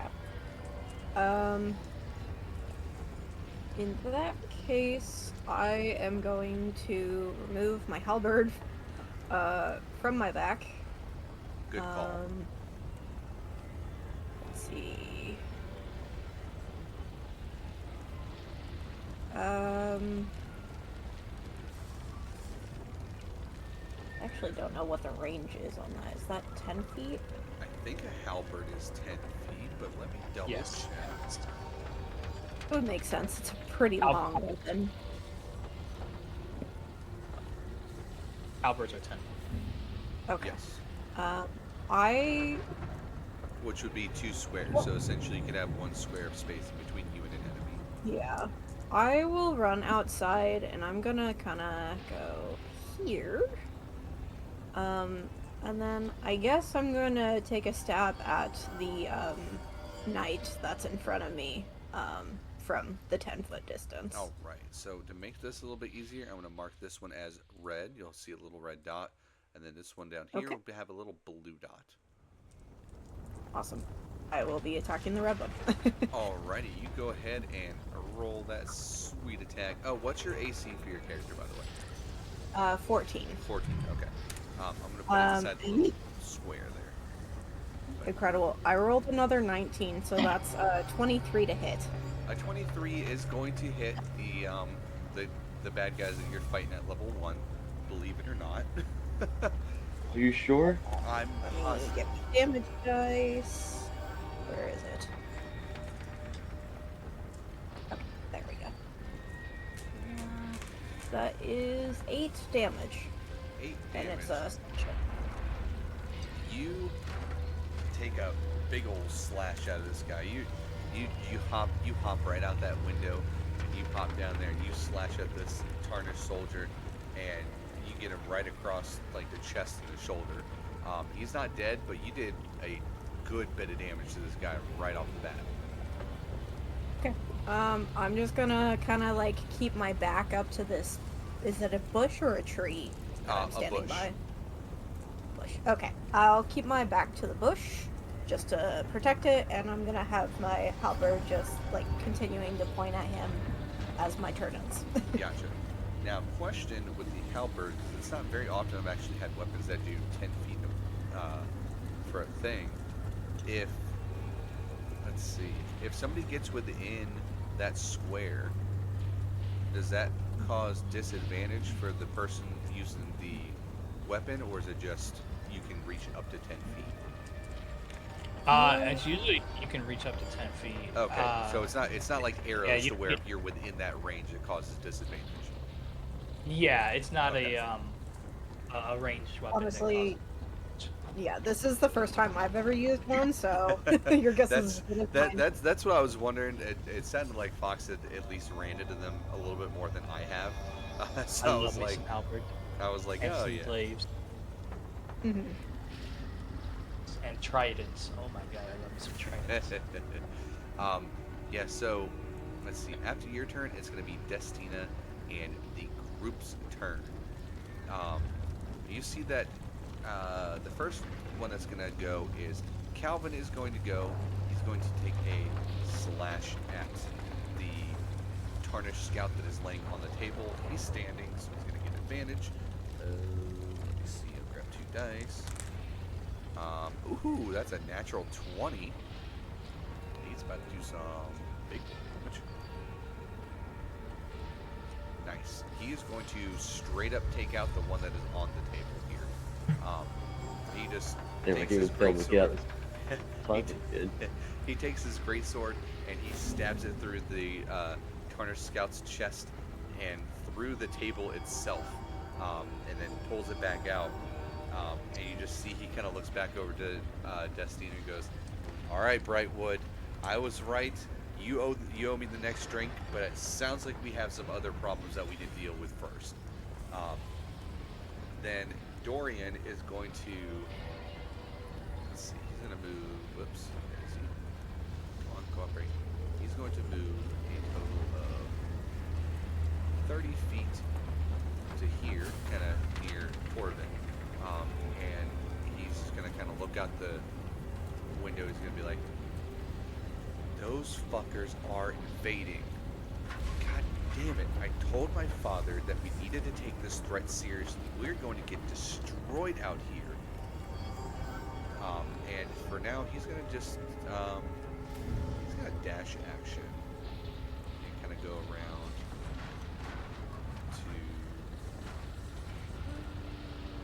gonna go around this way. He sees another one's off to the side over here. This one looks a little different than the others, a little bit more scummy. He does kind of No, start. that's my partner. He does kind of start slipping on a bunch of Slywise Circus posters that were definitely left on the ground way before he was running off. He's just a little litter bug. Destina is going to kind of take a look around, and she sees you guys, of course, and she sees her friends, and then she sees these tarnished scouts, and she's going to look and go, if you guys help us clear this area, we will take you to the temple. It's going to be the safest place around here. Believe it or not, even with the three of us, we could protect it from a siege for weeks on end. We get you guys down there as well, we can be safe. Sounds like a plan. Temple big enough for the whole city? Unfortunately, I don't think we could protect the whole city, but whoever gets in there by the time we get there, that's good. But we have to go there either way. We have to, because we cannot leave Katarn there. And Otis, Torvin, give me an insight check, since you're the closest to Destiny. Fucking A. Let's do this one. Oh, 10. You get the feeling that there's something that she knows that she's not telling. At least not outright. I mean, that's common with women. Well, okay. Specifically to this attack. Got it. You don't know what it is, obviously, but you do get the feeling that she's not saying everything she knows. And a quick glance over at Calvin, you can see Destina and Calvin kind of give each other a look like, Unicorn says she knows this map. You sure do. Hold on, Unicorn. Do you recognize you recognize this guy? That's Brennan Lee Mulligan. No. Cosplaying as a Wolverine. The Unicorn Commander in the Twitch chat has played, I believe you guys ended up doing 13 or 14 sessions of Telpha before we had to stop due to me get my other job. Yeah, the circus is all here. Woohoo! So she said she'd pop in and say hi every now and then. See what you guys do compared to what she did. But yeah, you see they kind of give each other this look like, and Destina is going to focus more on getting over to the bar area over here, and she tells the Spring Elf bartender that is there, go barricade yourself in the safest room in here, the deepest room. If you start smelling fire, it starts getting hot, get out. And that is going to be the end of her turn. Also getting on her turn are the Eastway Guards. These two that are down here near the Tarnished Scouts. Their job doesn't like Twitch. No, a lot of jobs don't like Twitch. But let's see. They are going to attack. That is a natural 1 and a natural 2. The scout is going to attack back. Let me start pulling up sheets. I'm gonna need sheets. There you go. Let's to attack back. That's a 11 to hit. Not good. Not gonna hit. Yeah, so he did the homebrew rule that I have, where if somebody rolls a natural 1, somebody can use a reaction to counterattack. Missed. Both those guards missed, though. This other one that is up here near V is going to come down and attack this other guy. That's an 8. That's not going to hit. And this last guard that is up here. Let's see, what are we going to have to do compared to she? Again.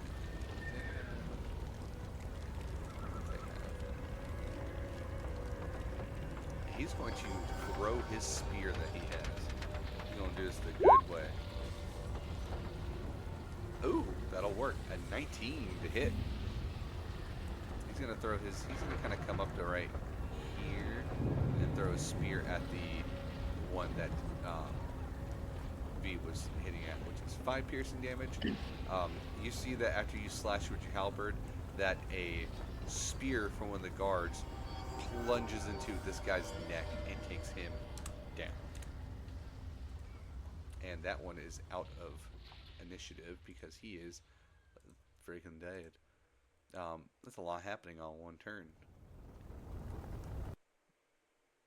Let me draw some more combat in here.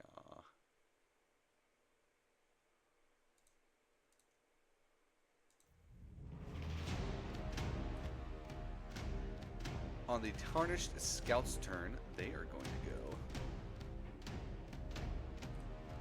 Let's see. The one that is down here, we're going to mark him as orange. He is going to attack once again with his scimitar at the one that is just directly in front of him. 13 to hit. That's not going to hit on those guys. And that is going to be, actually, he's going to bonus action disengage and kind of run up this way a little bit. And this one that's up here, he has a very specific name. He is going to yell out, the attack is full on, commence, let's go. And near him, another one is going to come out this way. Actually, he's going to go, move him back where he belongs. He's going to jump through the window this way, and he is going to take a crossbow shot at Torvin. Torvin, that is going to be a 10 to hit. And miss it. Oh, you see a Tarnished Scout's crossbow bolt goes flying past your head over there near Calvin. And then he just kind of looks, he's like, oops. And then the last one that is over here, let's see if I can open up his character sheet. I think he's just, yes, okay. Excuse me, burpee. He's going to take a shot at Dorian with his crossbow.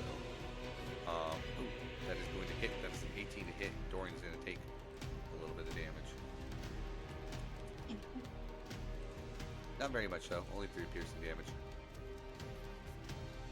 And that is the end of their turns. Otis, it is now your turn. You're standing in the doorway here. All kinds of shit's going on. As the attack was beginning, Otis kind of reaches like into like a kind of like cloth folds on his hips, and he takes out a sickle that was hanging on his belt and a hand crossbow. I was thinking, one in each hand. He's gonna yell out to the guards. He's gonna, after he found out that they needed to make their way to the temple. Guards, can you go tell anyone to make their way to the temple and try to cut off this fire from the rest of the city? I mean, we're kind of in the middle of fighting right here, but yeah, once we clear this area, sure. And then he's gonna start moving his own way towards this way, and he's gonna attack this guy right here with his sickle first.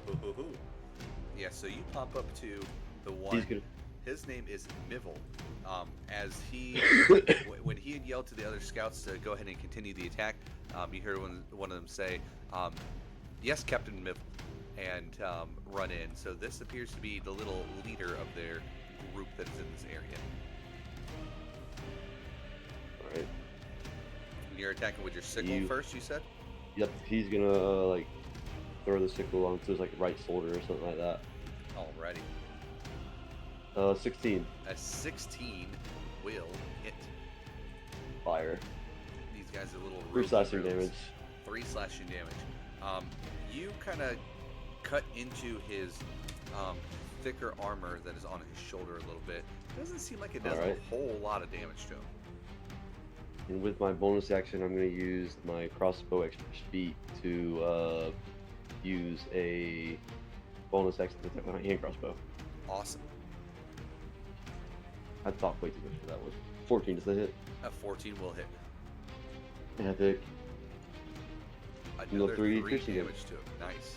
Already pumping out those 2 attacks. Look at you go.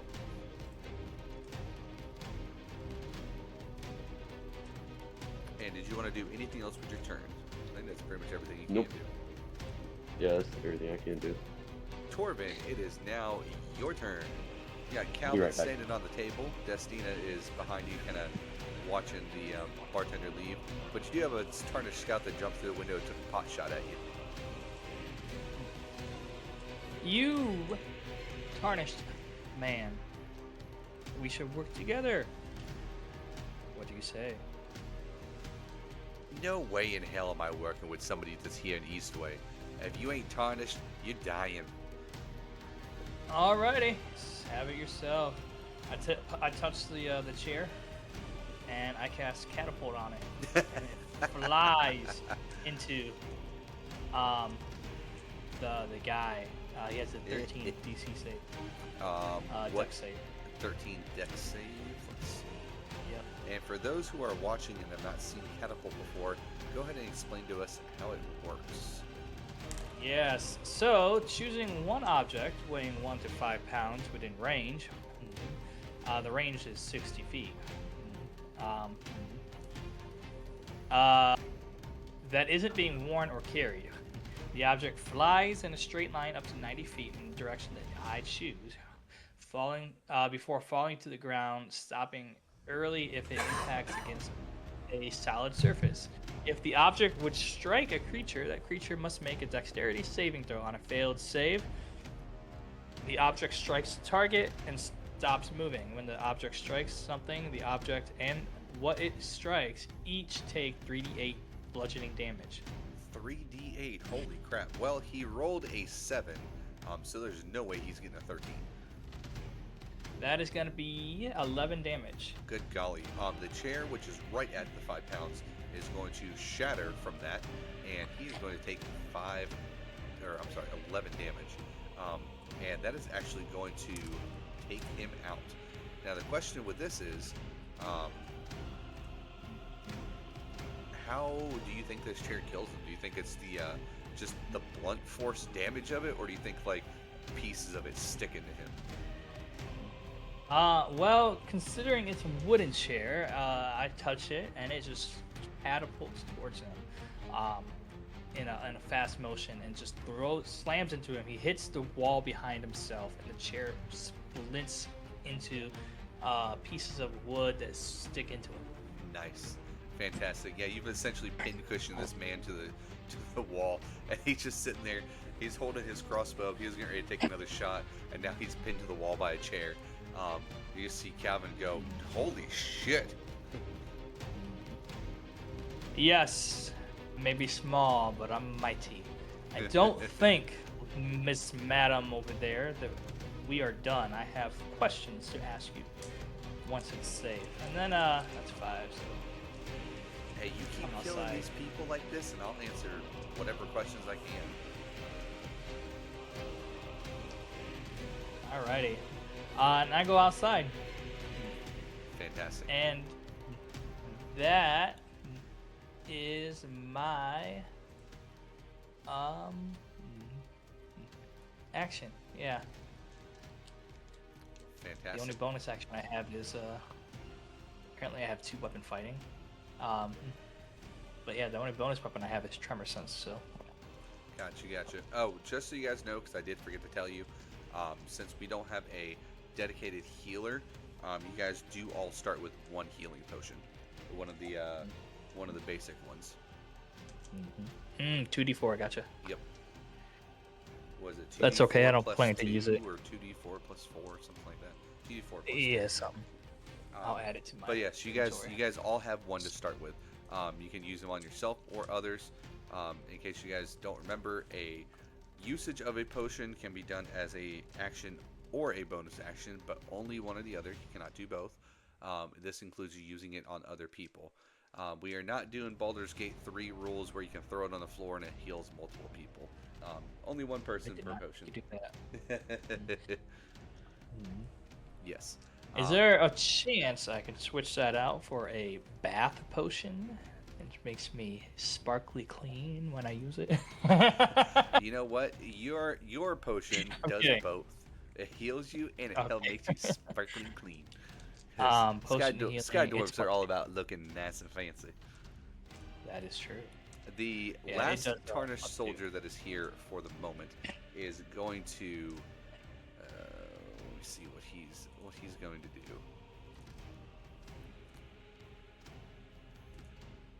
If I can stop getting these stupid tabs to auto close as soon as I open them, that'd be great.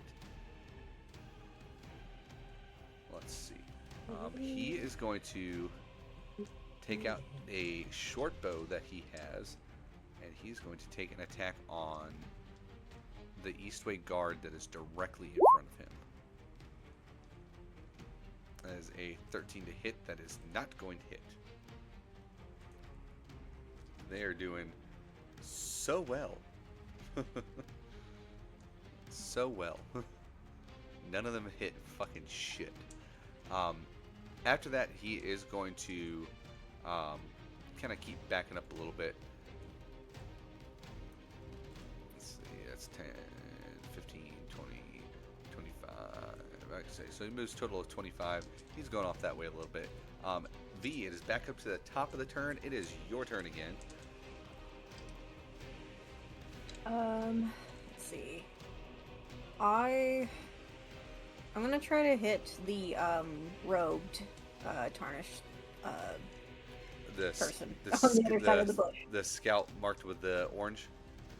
Gotcha. Yeah. Let's see. And I I'm don't gonna remember. swing Are at them these? with my halberd. Okay, yeah. These bushes are not blocking line of sight at all. Okay, yeah. These bushes are thin enough to where you'd be able to see through. Oh yeah, you got enough range. You can definitely try to do a little jab at them. Alright, let's see if I hit. Ooh, probably not. No, that's a 9. A 9 does not hit. Your halberd gets stuck in the bushes just a little bit, a couple stray branches, and you're like, oh yeah, this is fine. It wasn't fine. And I will just spend the rest of my turn getting my halberd out of the bush. You so look like you know what you're doing. You came out here, you slashed the shit out of one person, you look at the next one, you're like, I got this, and now you spent the rest of your 5 seconds of your turn to get this at the push. Yeah, that tracks. Back to Destina's turn, and all those involved as well. These two Eastway guards that are down on the bottom here are going to throw their spears at this tarnished scout. Neither of them are going to hit. That was a 5 and a 6 on the dice. They're not going to get up there. This one right here that threw his spear actually this one up here threw his spear originally. This one right here is going to kind of start moving this way. Let's see, he's going to get up to about right here, and he's going to attack with his spear and a two-handed melee. And good God, that's only a 10 to hit. That's not going to hit either. You hear him yell back, I think he's trying to run off for reinforcements, guys. This one that is right here is going to just kind of chill out up here because he doesn't have a spear anymore. He threw it and he's not getting it back. Well, actually, yeah, you know what? He will. He'll go down here and he'll pick his spear back up. When he gets his spear out, he looks over at V and is like, I've got your back. And he's going to just kind of stay exactly where he's at. Actually, he's going to... I'm going to move this body out of the way. He's going to move down here so that he can kind of help poke towards the scout and kind of keep him back.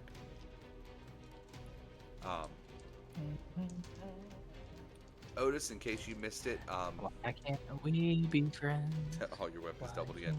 In case you missed it, since we don't have a dedicated healer, every character started with one healing potion. the 2d4 plus 2. I was here for that. I was here Okay, for that. I didn't know if you were back yet or not. I guess I forgot to say I was back. Um, let's see. On Calvin's turn, Calvin is going to jump out this window here. That's 10 feet. And he's going to start running over here to Mivel. And he's going to look over at you and is like, all right, farm boy, let's see if we can get this guy out of here. And he's going to attack. 17. Hey, look at that. He's going to actually fucking hit. Cool. He only does 3 damage as well. Now the question is he gonna do a lethal or non-lethal? I mean, it doesn't matter right now. He's just straight up attacking. Dorian is also going to run up to right here and start wailing on this guy. He's only got a one-handed sword. Oh, he's got a long sword instead of a great sword. Damn, everybody's trying to steal my mojo. He is going to miss. Oh, thank God. He missed with advantage? They do not have advantage at the moment. We are not doing flanking for right this moment. Oh, okay. And Destina is going to just kind of, she can only really go 30 feet. She's going to move down here, and she's going to just kind of take an eye of the situation for the moment. Not really a whole lot more than she can do. She does not have a ranged weapon. It is the scout's. It is the scout's turn. On the scout's turn, okay. He is going to take out his light crossbow, and he's going to take a shot at V. Oh, holy crap! That is a 22 to hit. Yeah, that hits. 7 damage. He rolled high. Oh. Well, I hate this. Damn, that's more than you're bloodied now. I'm up, but it hurts.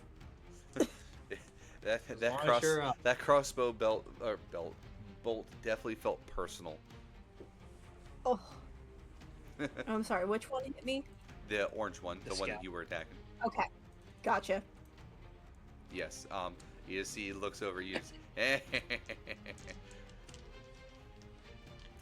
And then Otis. Actually, the scout is going to move back just a little bit more. Now, the other thing with halberds I'm not aware of is, would that be considered something where they can attack with opportunity since they are moving out at 10-foot range? Yes. Okay. Yes. So Okay. that means if you would like to, you could do an attack of opportunity on him. Absolutely. All right. Also, just so you know, we'll do it after you do your roll. I'll show you how to do your health on roll 20 so others can see what your health is at. Okay. Yeah. I can't see Torfin, by the way. Or This his name. dice apparently likes 19s tonight, so that's another 23 to hit. Holy moly. But not great damage, only 3. Hey, you know what? 3 is still some damage.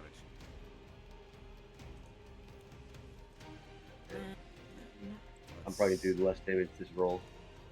Let's see, that's 3 damage, champ. Okay, so when you click on your token, you see how it has those 3 circles that are up there?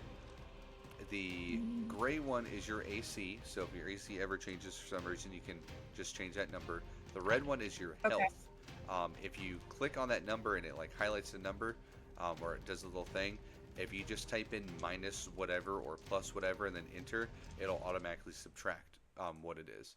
And then others will see your health bar, but they won't see your numbers. Just like you can see, at least for your teammates, you can see their bar, but you can't see what the numbers are on it. So like now they can look and see that you're at, a little less than half health or around a quarter health. They'll know that you're injured. They just won't know the exact number. Yeah. Okay. But yeah, you did do a nice, blue ass circle. You did hurt him as he was backing away. You got your halberd out of the bush just in time. Do a little bit of damage. Incredible. Otis, back up to your turn. Alright, we wait for me. what? I hear you. Loud and clear. All Over right. and out. Sorry, I had to go off the door. My turn, right? Yes, your turn. Okay. So my first thing I'm gonna do is I'm gonna quickly hit him again with a sickle. The guy right in front of me. Yep. Mivel. All right, I'm gonna roll real dice this time. There you go. Holy shit! Hang on. It's +4. It's a 13 hit. A 13 does hit. All right, and then it's 1d4. So I gotta come up with. Oh shit! 3 damage. 3 damage. Hey, you know what? It's good. Hold He's starting to look a little hurt, but he's not terrible yet. He's not a death's door or anything. So who was the guard that they said was trying to get reinforcements? Way over here. Blue That dot. guy, he's in my 150 range. Otis is gonna swing his other arm around the aim the hand crossbow at him and shoot at him.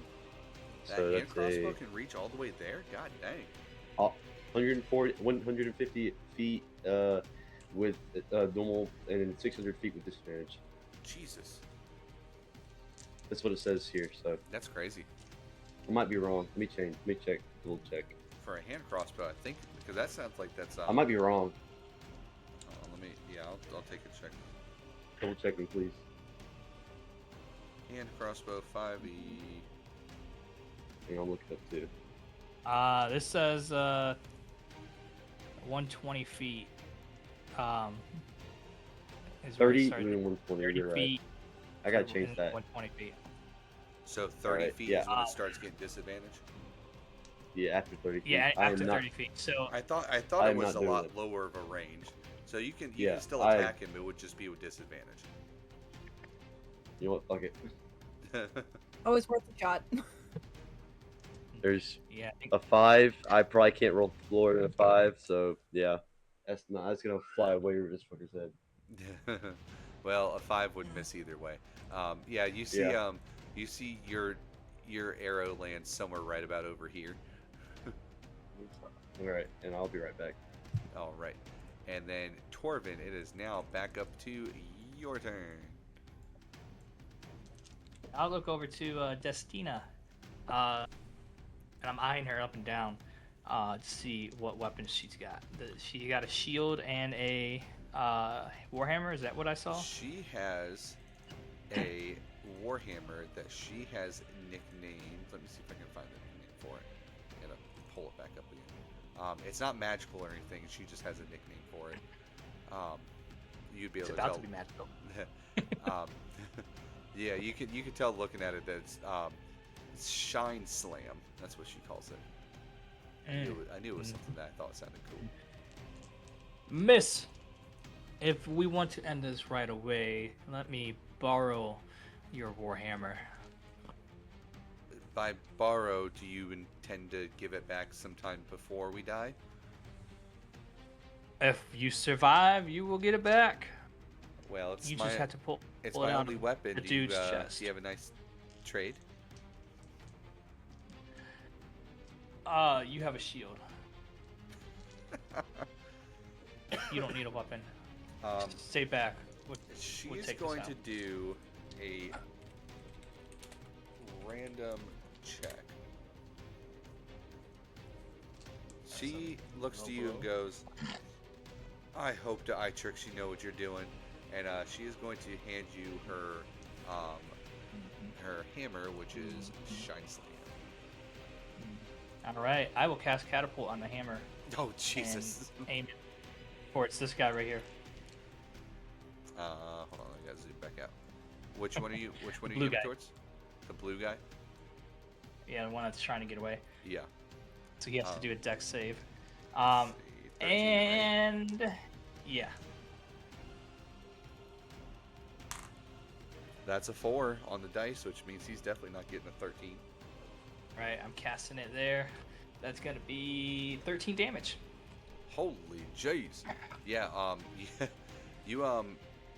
you send this hammer wailing through the air. You see it kind of like emits a little bit of light reflecting off of the fires that are going on nearby, and it just smashes his head in. It's done. He's dead. You may retrieve your hammer whenever you wish. She just kind of looks over at you and is like, fantastic.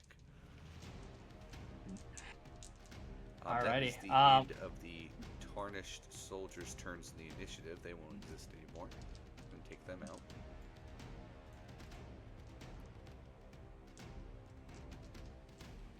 At least somebody could hit fame. Yeah, at least somebody's fucking hitting something. I sure should not. Well, that's why I do the DC spells, because it's so much easier. Yeah. I should have known better than to throw that far, shoot that far. Hey, you know what? Though? Alrighty, At least you didn't lose your weapon by doing it. True. That is my turn. So.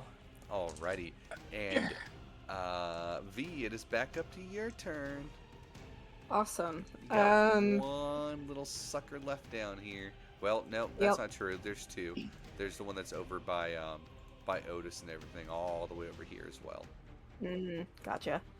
I'm going to make sure that I step out of the bush, which is line of sight, and then I am going to cast Produce Flame, and I am going to hurl that flame at the final guy that hit me. Ooh, all right. So, is that an attack roll or a DC check? Yes, it's an attack roll. All right. That's no, that wasn't. Essentially a cantrip to do like a little firebolt in a sense, right? Yeah. I'm going to assume this misses. That was a 7. A 7 is going to miss. Yeah. Okay. Not this time. You see it goes over him and just kind of merges with one of the other buildings that was already on fire. So at least you didn't cause another fire. Yeah. With that, I'm gonna kind of like duck my head down in embarrassment and hide behind the guard that I am standing by. And that's my turn. You see, he definitely he just stands like he's sounding a little bit more nervous now. The more he sees you fumbling, the more he's starting to get nervous. Like, I got you. Don't worry. He does at least have his spear again.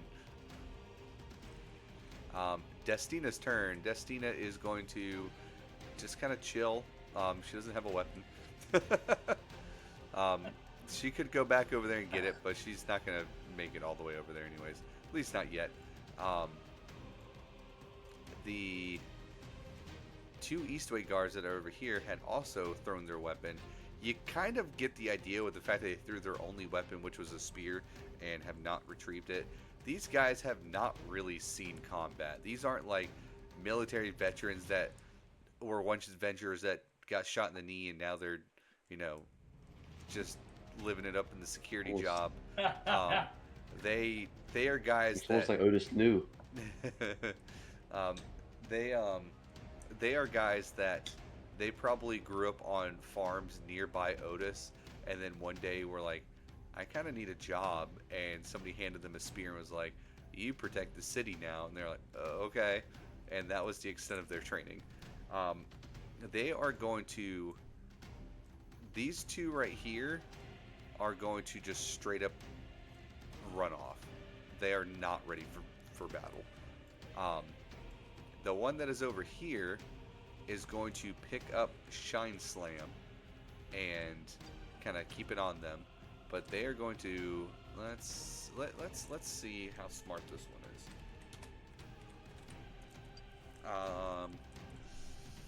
V, I'll let you pick even or odd. Odd. Ooh-hoo. They're going to come up and attack with their spear behind on this tarnished soldier. Where'd their character sheet go? Where is it? Where is it? Where's their character sheet? There we go. I got so You're a DM, bro. I got so many tabs open, man. I've got a tab for OBS. I've got a tab for Twitch. I've got a tab for Discord. I've got a tab for Roll20. Then I got 800 tabs for my character sheets. He's going to do a two-handed spear attack. A 14 is going to hit for 6 piercing damage. That guy is not quite dead, but he's getting there. Also on the same turn, Dorian and Calvin are going to take attacks. Let's see. Purple dice for Calvin, red for Dorian.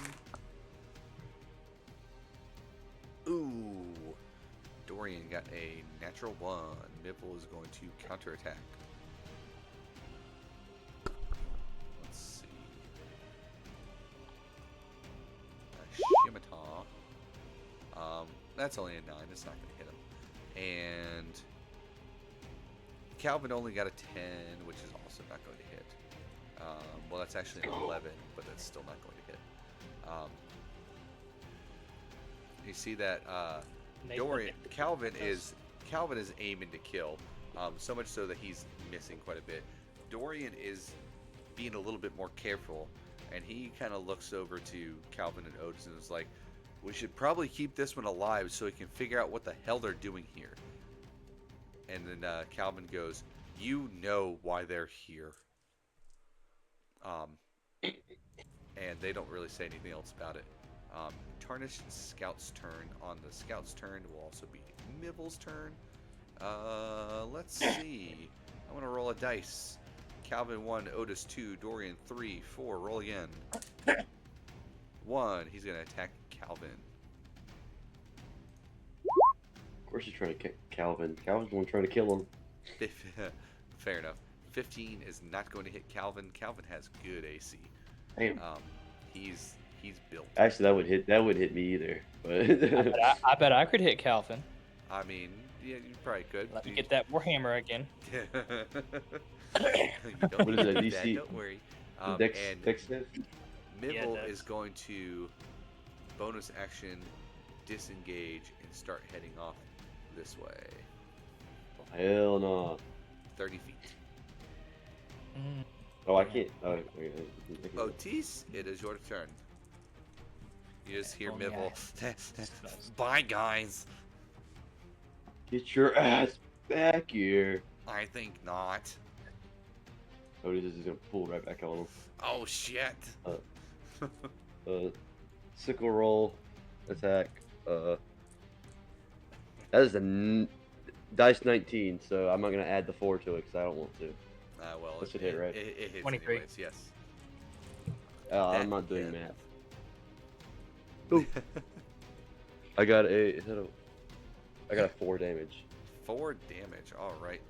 Yeah, he's starting to look decently hurt. All right, bonus action. Bonus action hand crossbow. 14. 14 will hit.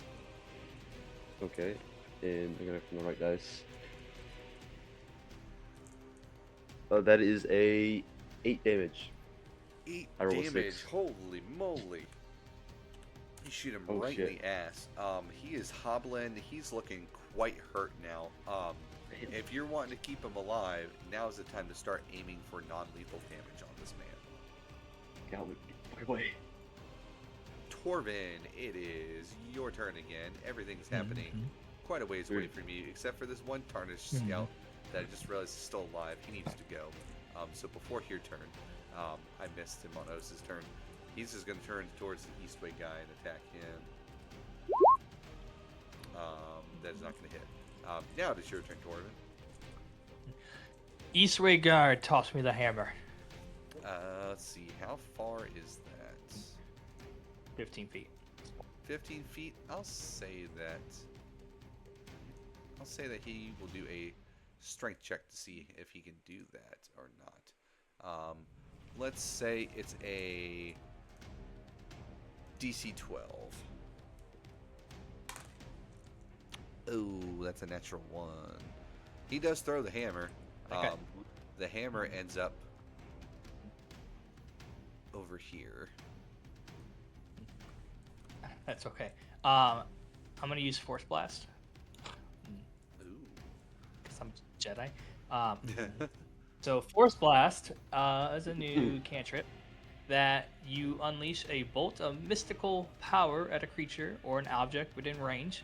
Make a ranged spell attack against the target. On a hit, the target takes 20d8. I'm just kidding. 1d8 force damage. Let's see. So it's Essentially essentially Eldritch. No. I was a Eldritch Blast kind of. Yeah, it's Eldritch Blast, but a little bit weaker. Right. Same kind of concept as just shooting raw magic at them. Fucking A. Oh, Natural 1. man. Natural 1. Go ahead and roll me a d4. Oh Lord. All right. Get my freaking ones out of the way. Go ahead and roll that Force Blast one more time for me. To hit, or do you want me to roll damage? The hit. Or to hit. 15 plus 5, 20. 20. All right, go ahead and roll your damage on it.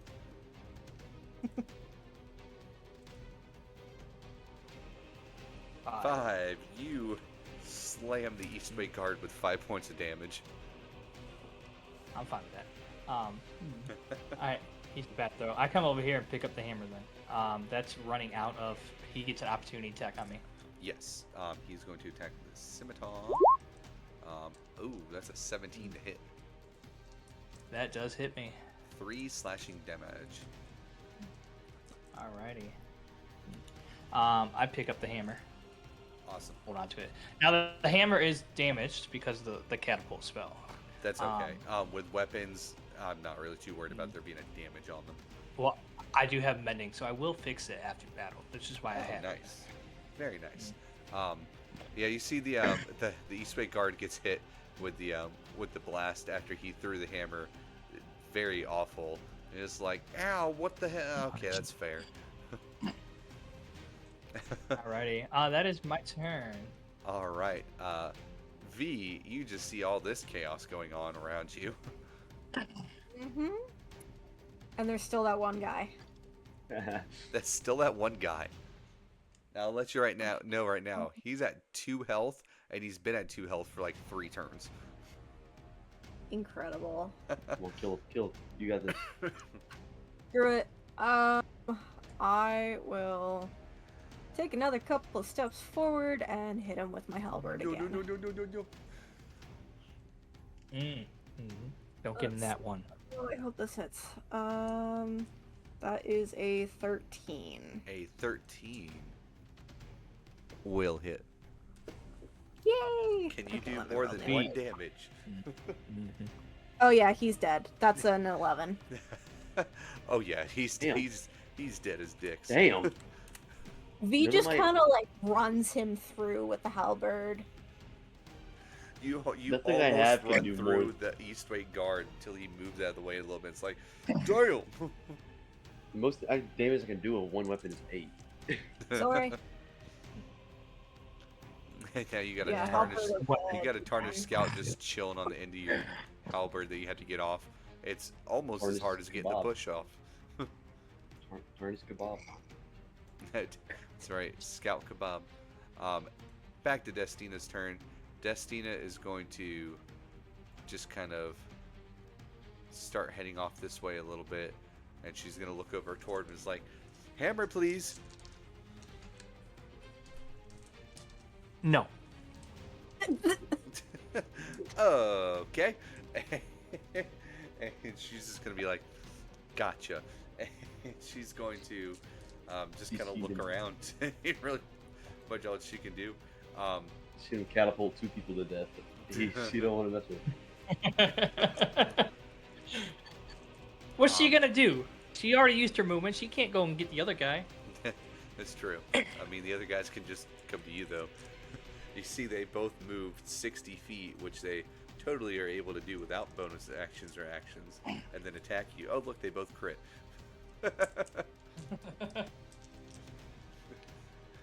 What's that? 40d10? Okay. What? No, but Dorian is going to. Let's see if he has anything ranged.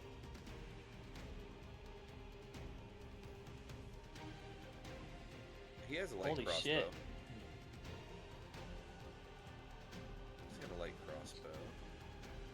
229 bits of damage. That light crossbow isn't gonna mean shit. Bolt just passes right by. He's gonna start chasing after you. Is what he's gonna be like. Just don't kill him. We can get information from him. And Calvin's gonna walk up and be like, "Oh, fuck off." He's going to roll an attack. That's only a 3 on the dice. That is not going to hit. They are so bad. Can't swing it. He's not strong enough to swing that great sword. The fighting on that side has kind of died down. There are still other guys kind of going. There's still fights going on, like right outside the map over here. But the specific area of the tavern, besides Mivil, is pretty much taken care of. Mivil is going to turn towards you guys and just go, "You're not gonna get me today," and he's going to throw something onto the ground. Otis, Calvin, and Dorian are all gonna do a Constitution saving throw. Oh, You no. need to get a 13 or higher. Oh, thank God. 17. 17. That really sucks for him.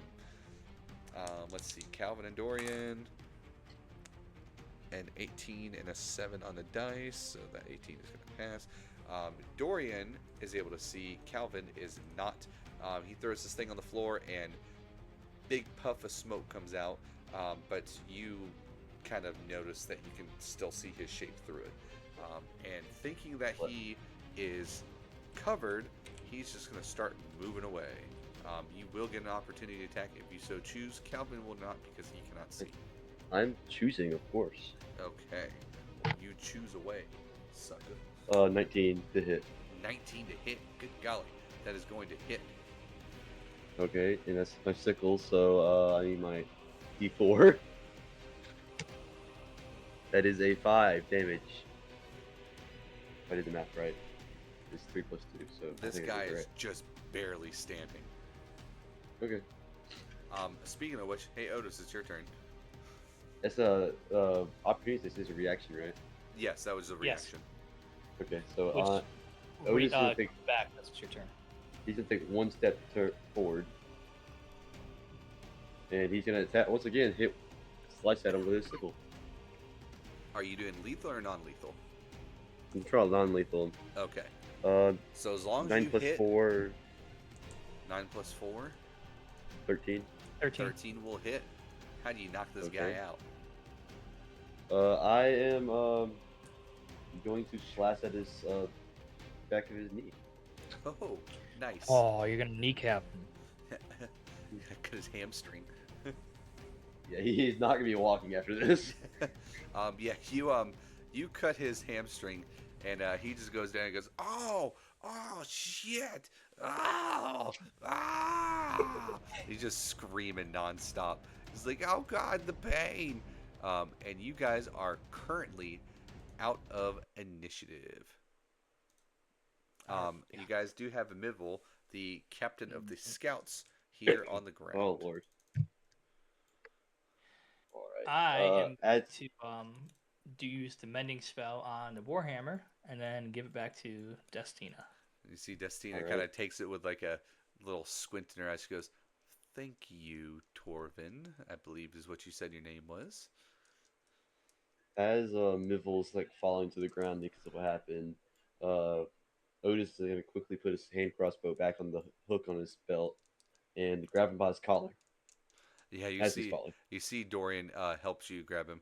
We going back over this way with the other folks?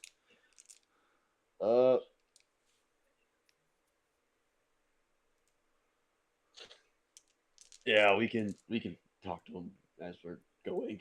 Alrighty. So yeah, as you guys are walking, what kind of things do you want to Yeah. ask him? Do we ask Mivil? Yes. Yes. Well, I want to interrogate him, but Well, yeah. I'm gonna ask him. Why is the Torrance Order doing this? Go ahead and give me a persuasion or intimidation check with advantage. Intimidation's on the run. 18. 18. Ooh, you see Farm boy intimidation. he instantly cracks. He's very weasel like. The only reason why he's the captain of this group is because he can hide better than the other ones can. I am Normally. ready to type. I'm just ready to type. Yes. Um, he's very weaselly. You see, he just goes, all right, all right, all right, all right. Listen, the order is here because we are trying to find the next one. Fuck's the next one? The next one is the prophesized one who is to replace the goddess Itrix. What? Now, when all of you hear this, none of you have.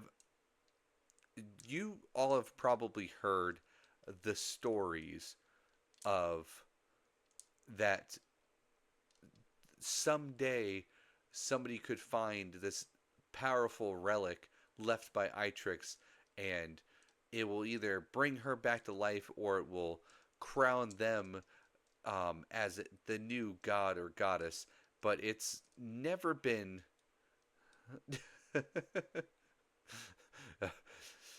Where where are the other tarnished order knights? Where are they? It's really hurting. Lord. Well, you don't have to do it constantly. I'm gonna do it though. He's gonna do it until his voice breaks down, and that's just what he sounds like. I'll be fine next. I'll be fine next week. Where are the other knights going? What's the next one? Where's Harvey Dent? Wait. Oh, Where's Harvey Brightwood? where's my Redises? Where are the portal jumpers? No, you see, you guys have heard, everyone has heard this story. They've heard tons of different stories, told like fairy tales at night about how Itrix became human because or became mortal because she just loved being around the mortals so much, and she got sad every time the ones she cared for died. Um, or how Kagmar used his forge and his hammer to create the suns, or um, that the stars are sparks from Miris's mighty magic, um, just kind of sticking through the sky. Nowadays, a lot of them are known to just be stories that people have made up, but this the concept of what this guy is saying sounds insane to you. He's saying that there is somebody who is in town that is to replace Itrix. Just straight up replace her. And that's who they are here for. You see, he kind of points over towards Dorian and Calvin, and then also at Destina, and is like, they know what we're talking about. There have been rumors. I'm guessing you've heard them. I see the looks in your eyes. You're freaking All right, out. shut the fuck up. He's gonna punch him in the jaw. We know exactly who. And then he's out cold. Yep, he's going over the shoulder like a sack of potatoes. Yeah, so you're holding him over his shoulder. Destina. What the fuck was he talking about? Destina just looks over at Calvin and Dorian and the rest of you guys, and you hear all three of them almost in unison. Oh shit. It's a little hard to explain. Explain. I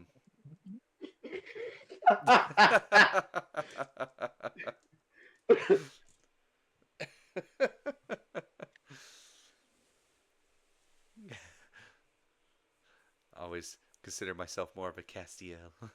Hey, ass face. Oh no, I'm a Joker. I'm a Joker. I What know. the fuck are you talking about? Yeah, he said. I can hear it because I feel like I'm sounding like Soldier Boy right now. No, yeah.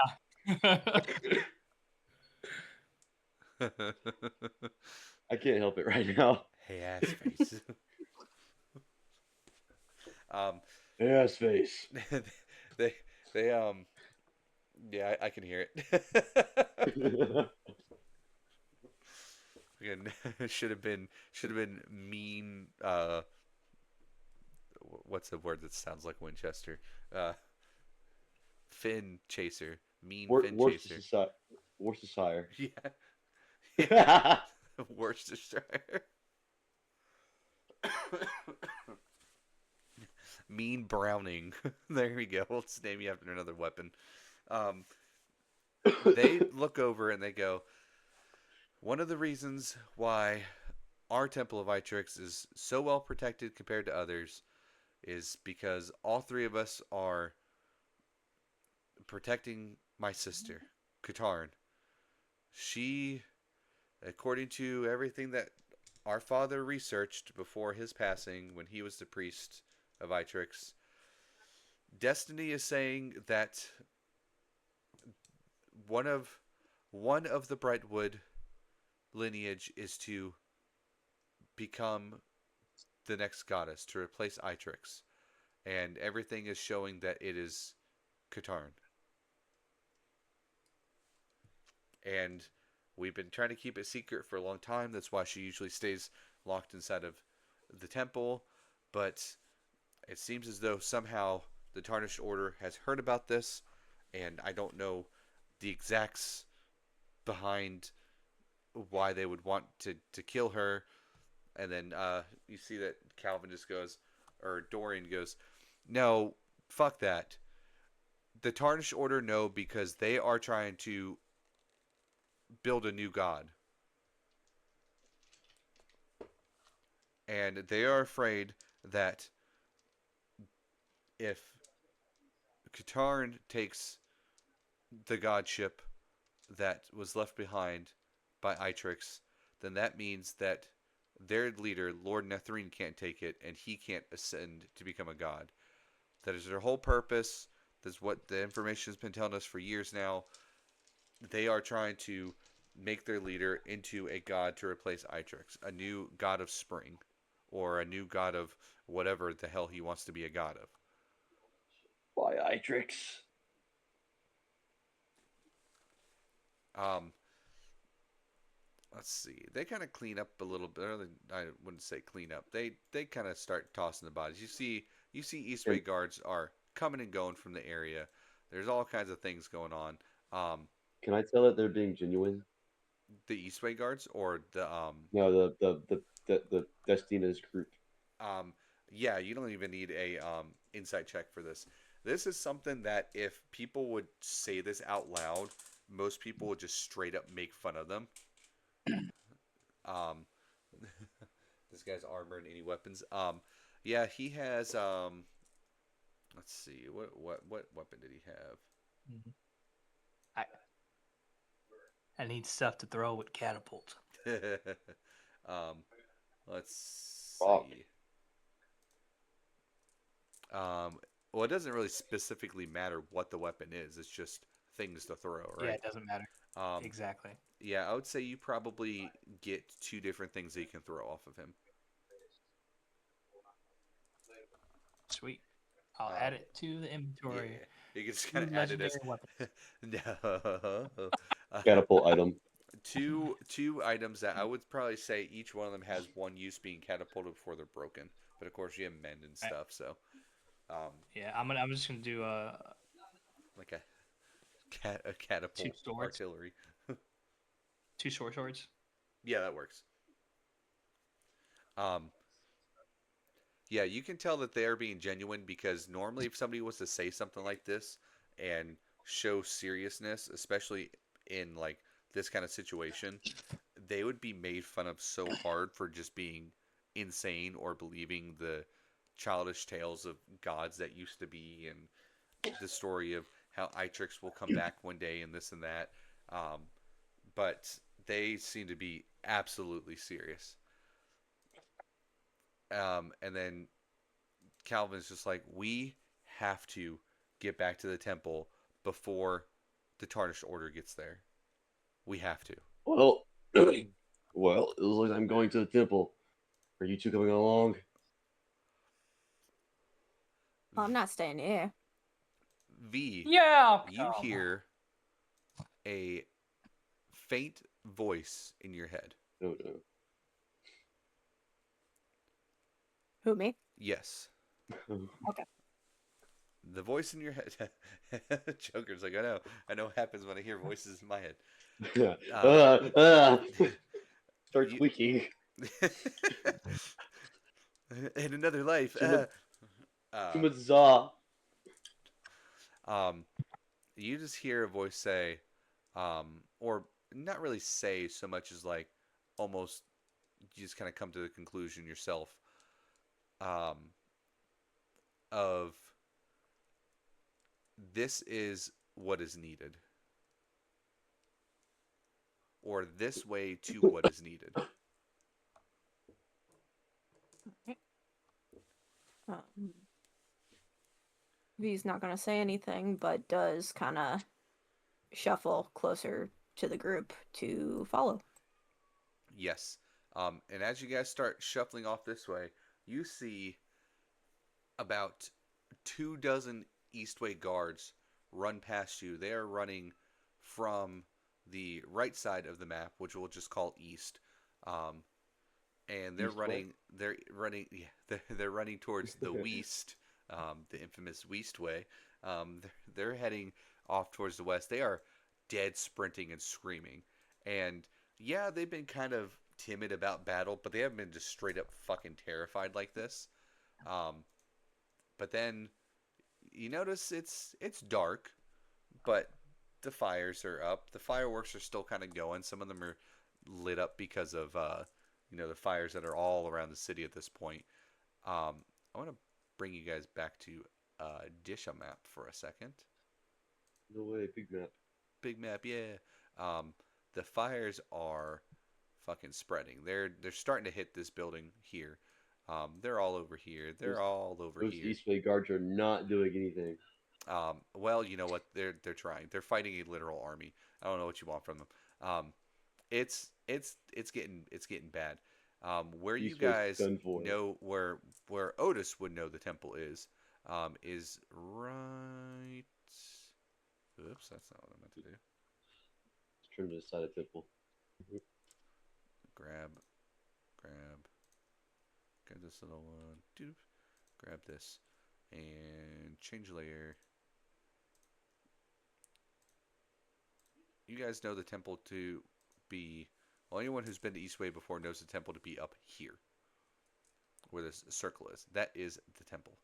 Um, Okay. However, even though it's kind of a little bit lighter out here because of these fires, it gets darker again really fast for a moment. And you guys see up in the air above you a massive shape. Whoa, too big. Holy shit. Oh, A joy. massive shape above you. And there has been a rumor that has been going around for a while. Dragons have been extinct for probably, I want to say, a good 1,000 years at this point, is what I've said before. You see Hmm. what is very clearly a dragon whose color is of tarnished silver just swoop past you this way, and then swoop past you this way. And every time that they breathe, it is a mixture of fire and ice together. Eventually, they go off to where you can't really see what the heck is going on. Um, but you see that there are tons of guards that are running away from the last direction that you saw the dragon. Um, Unsure if this is really a dragon or not. You guys kind of sit there and think for a second. Um, the rumors are that the Tarnished Order and specifically Lord Nethrine have a dragon under their command, which are not only extinct, but you don't command dragons. It's not how it works. And yet, here's a dragon.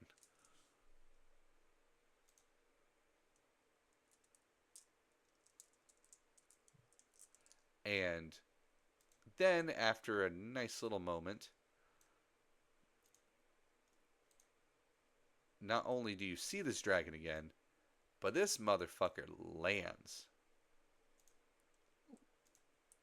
And let me see if I can't get up to my let's see. Does that hit?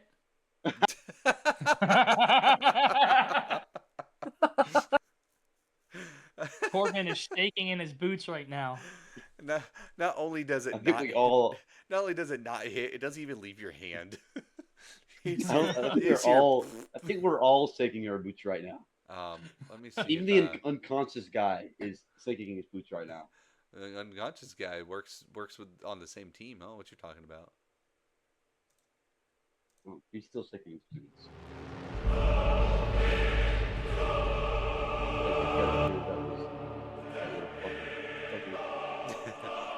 Yeah. So this dragon lands nearby. It does not seem to, at the moment, be interested in you. It is facing the same direction that his token is facing, and it is just swiping guard one after another, swiping members of the Order of the Storm that have finally started to show up, and every time it hits one of them, it just sends them flying 50, 60 feet off in one direction, just through the air. You see them smash into a building. Destina looks to all of you. She walks up to Otis and just chucks Nibble off of his back and just says, "We need to get the fuck out of here."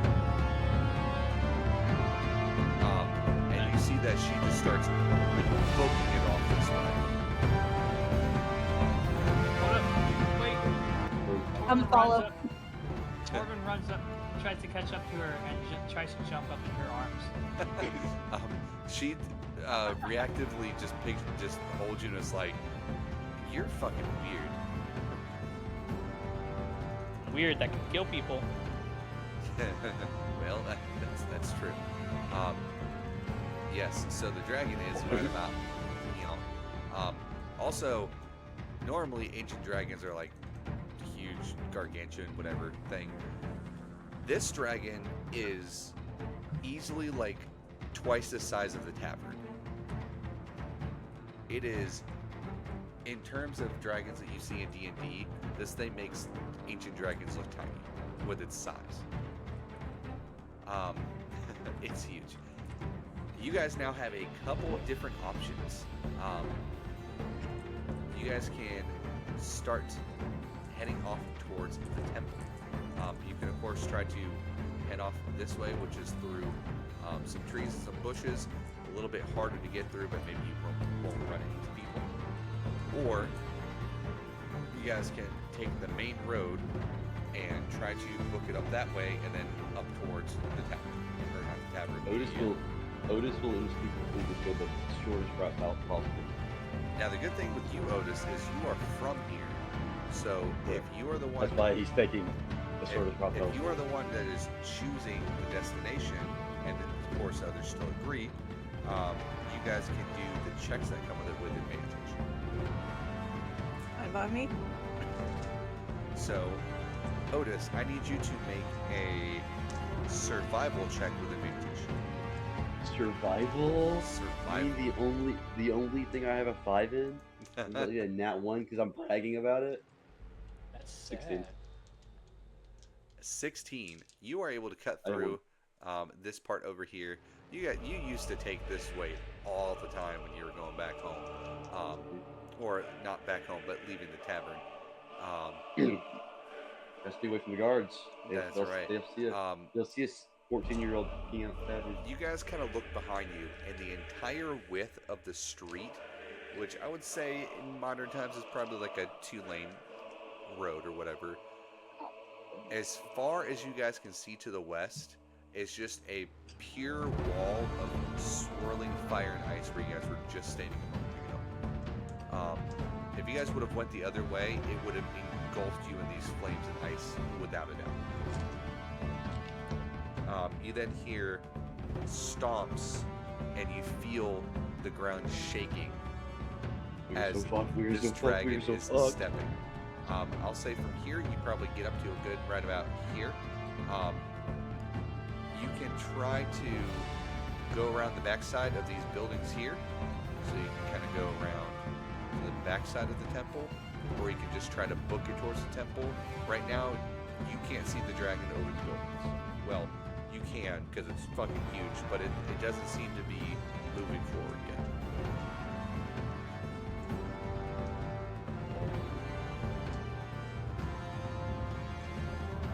What do you guys think? Morgan's gonna think we should do the straight approach.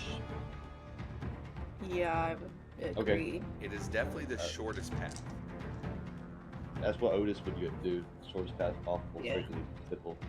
All right, so Otis, go ahead and give me another survival check with advantage. 21. 21. With a I just don't 21, want to do math. you get a good little bit ahead. You guys can see the entrance to the temple here. You can also still feel the dragon stepping. And once again, the entire other direction is just nothing but or is just burning with this fiery ice, and it goes so far that you believe it goes all the way to the lake in the center of town, which is like a good mile from where you guys are at. You're so fucked. And then you guys notice the dragon is directly behind you and moving.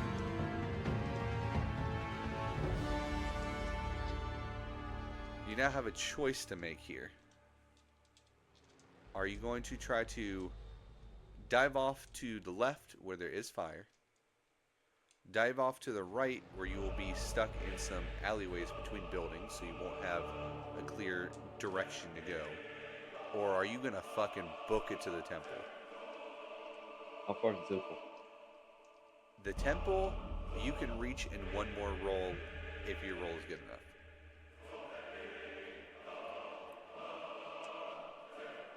You have with you currently you three, Dorian, Calvin, and Destina. And they are screaming about how they I'm need screaming. to get... they're screaming words. You're just... I'm going, we're so fucked. They're screaming about how they need to get to the temple now. We were booking it. Yeah, he can protect you with that Nat 1 Force Blast. That was so funny. I would say just to the temple at this point. Otherwise, we're Look, screwed. we've done it. We've booked it 3 times or twice so far. You know what? We can roll on survival. Survival with advantage. 16. A 16. With a 16, move a little closer. As you move a little closer, god damn it, Oh, move yeah. the fucking token. The dragon moves a little closer. I get that. I'll try to You do it. guys get a little closer. Dragon's really fucking close now. Go. You see, as you get onto the steps, that there are a couple tarnished soldiers that are kind of like in the steps, kind of messing with the door and whatnot. You see Calvin and Dorian just kind of grab them and throw them down the stairs. And they grab onto the doors and they say, "Let's go." And they pull on the doors and they don't move. They're not barricaded, but it seems as though somebody's inside and has shut the doors up some. And Destina looks and goes, "Get that open." No, not an arcane lock. It's just that there's something inside that is like stopping the handles, almost like a broom through the handles kind of situation. It's not something strong. They're making progress, pushing it open, but they're not quite getting there yet. Can I Meanwhile, help you them? guys look back behind you, and you see the dragon's mouth opens wide. Its mouth is so big that you guys could climb in there with a carriage and have room to I stand wish on I top had. of the carriage and jump around on top of it and not touch a I wish I single had a tooth. grenade right now. Can I shoot this force blast at the door? You absolutely can. You shoot this force blast at the door. As you shoot this force blast at the door, you do notice that it cracks a little bit. It's getting there. Dorian, Destina, and um, Calvin all run up to the door. She's put you down at this point in time, and are about to slam Aw. into it with all of their body weight. Is anybody else going to slam into it with them? You see, Me. I you am. see the dragon's throat freezing over a little bit, and the saliva in his mouth freezing over a little bit, but also a thick, almost white hot glow coming from the back of his throat now. I cast prestidigitation. Let's see. And what are you planning on doing with this? I am going to make it sparkle on the right-hand side of the dragon to be kind of distracted. Enough, hopefully, to give us a couple extra seconds to crack this thing. Go ahead.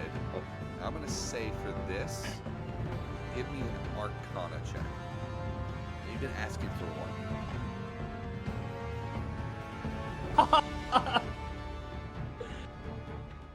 Let's do a 16.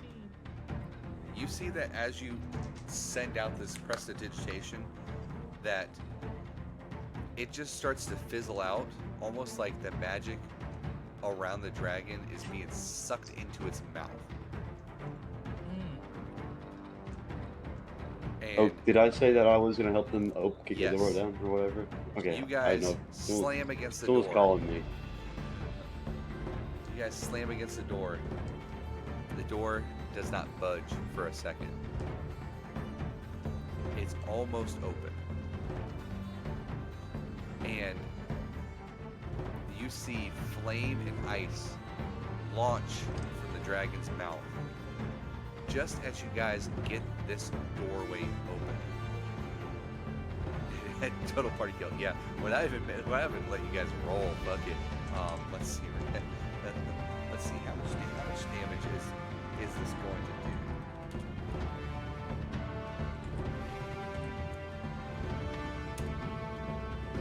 Oh, okay, a solid 200 damage. That's not bad.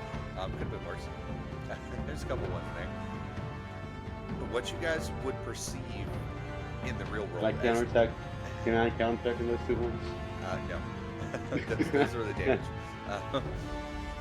What you guys would perceive as 200 damage of raw flame and ice come barreling at you, but as you guys get through the door, you are within the threshold of the Temple of Itrix, and the flame and the ice parts around it and destroys the buildings to the left and to the right side. Destina turns around and goes, "Close the doors now." You see Oh, we broke Dorian them. and Calvin and Otis all close the doors. And that is where we're going to end today's session. We level up.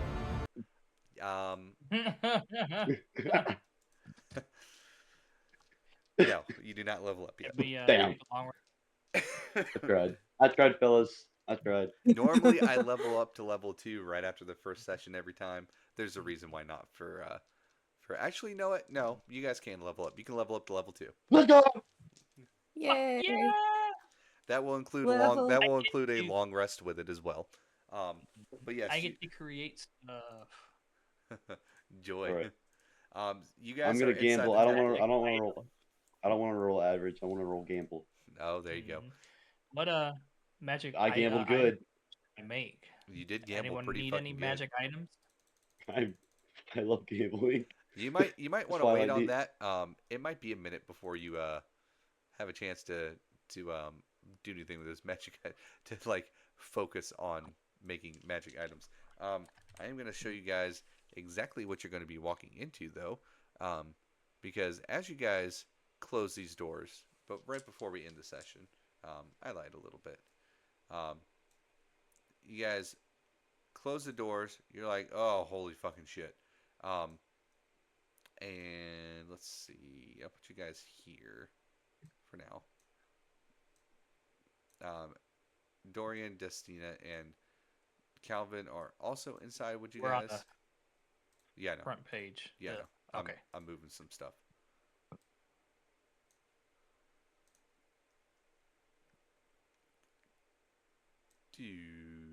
Oh, I'm not trying to move the whole page. Chill out now. Just trying to move your marker. Inside of it, you see that there are tarnished forces inside. Lots of dead guards. A new tarnished force you have not seen yet. One of my favorite armors from Dark Souls 2. I had to add it. And up at this door over here, there are two that are trying to break through an inner door into the temple. Don't move yet. You don't get to move yet. I just wanted to see the armor. Oh. I couldn't see the silver Zoom armor. in on it, bro. It was out of my sight. Oh. Yeah, that makes sense. Yeah, fancy. But I there's got you some the fighting going style. on. Yeah. Also, inside of here, Otis would recognize another person, another fan I favorite, see the mayor himself, old Stead Ballard. He is cowering. He's not a fighter. But yes, that is where we're going to end the first session. Did I take archery or defense? I think defense would be cooler. Defense is yeah, what that you gives get a you the plus 1 one AC. AC. Yeah. Yeah. That might I be think helpful. that fits in better. I think that fits might in be better. helpful. V, whenever you have your new HP, just let me know and I'll change it for you. Okay. I can't get any cantrips. No. Not yet. I think you get them at like 3. I'll update you not tonight. Okay, that's fine. Just whenever you do, let me know so I can adjust your token Yeah. and save it. Absolutely. And Torvin went up to a solid 17. Nice. Nice. I got to now choose my spells. Otis is going to jump all the way to 22 because he rolled a 10 for his 24. HP. 24. 24. Yes.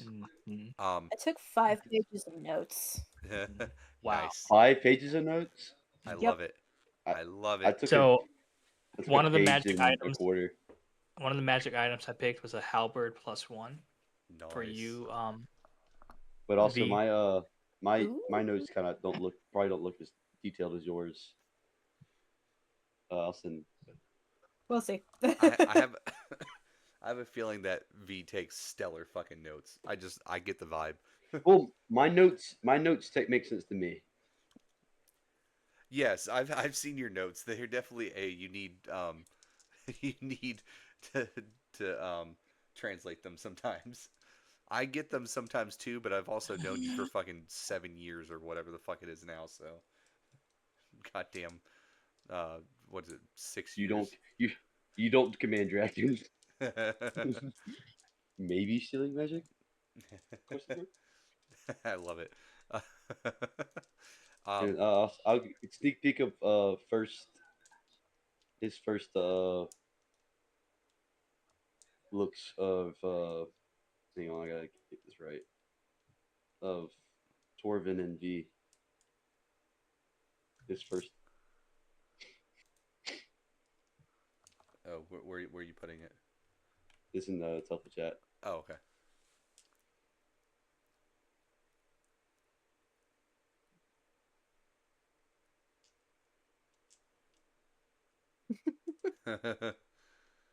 Incredible. Work for Ronsley? Strong looking motherfucker.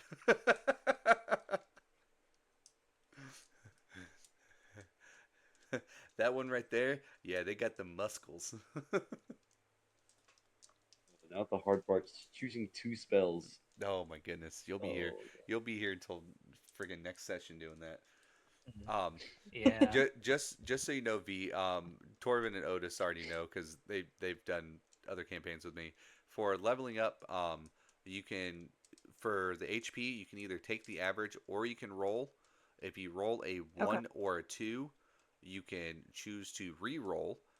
At which point, whatever you roll is what you get, even if it's a 1 or a 2, or you can take the average at that point. So Okay. you Awesome. get essentially get one free roll if you want to, um, and then it's a gamble after that. Okay. you Sounds can't good. be a ranger without Hunter's Mark.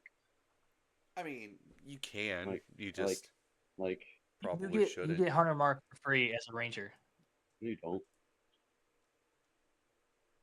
Okay. In 2024, you do.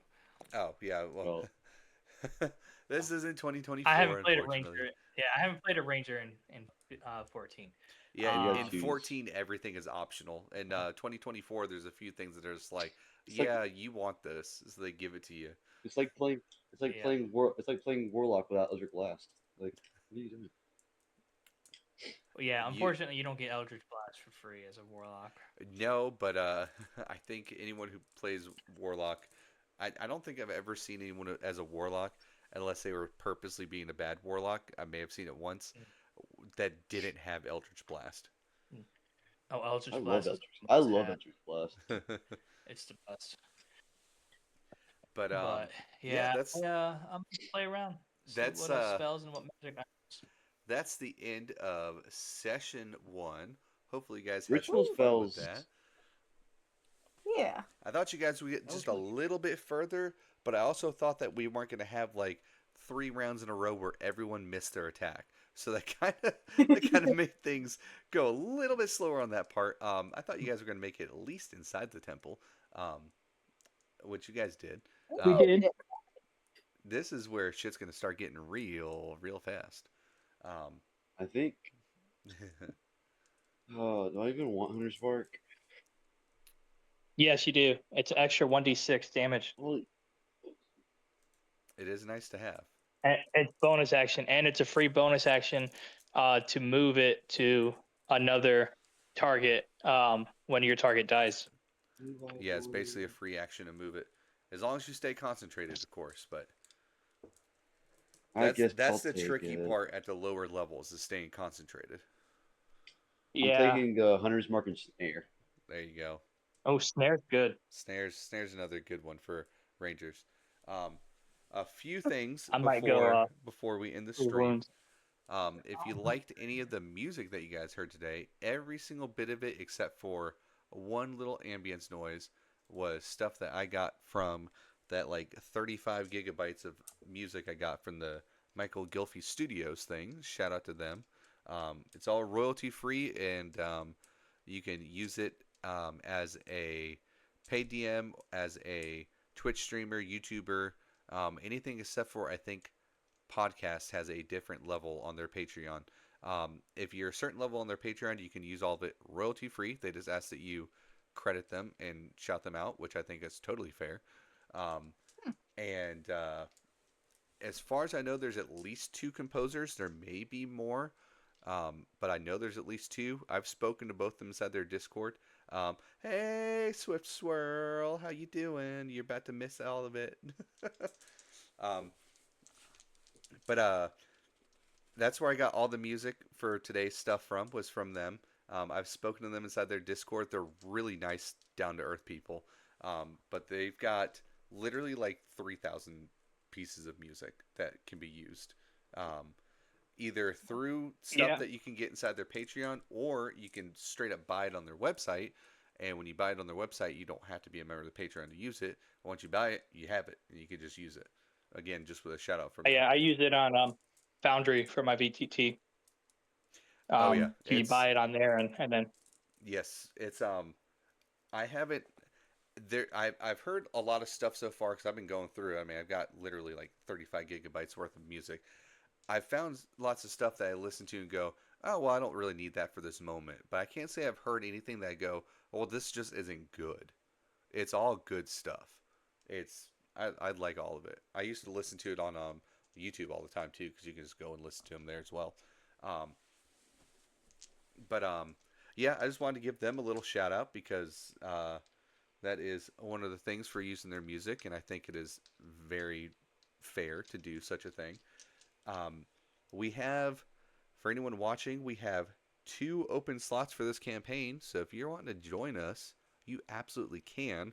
All you have to do is join the Discord, which should have a link for it popping up in a second.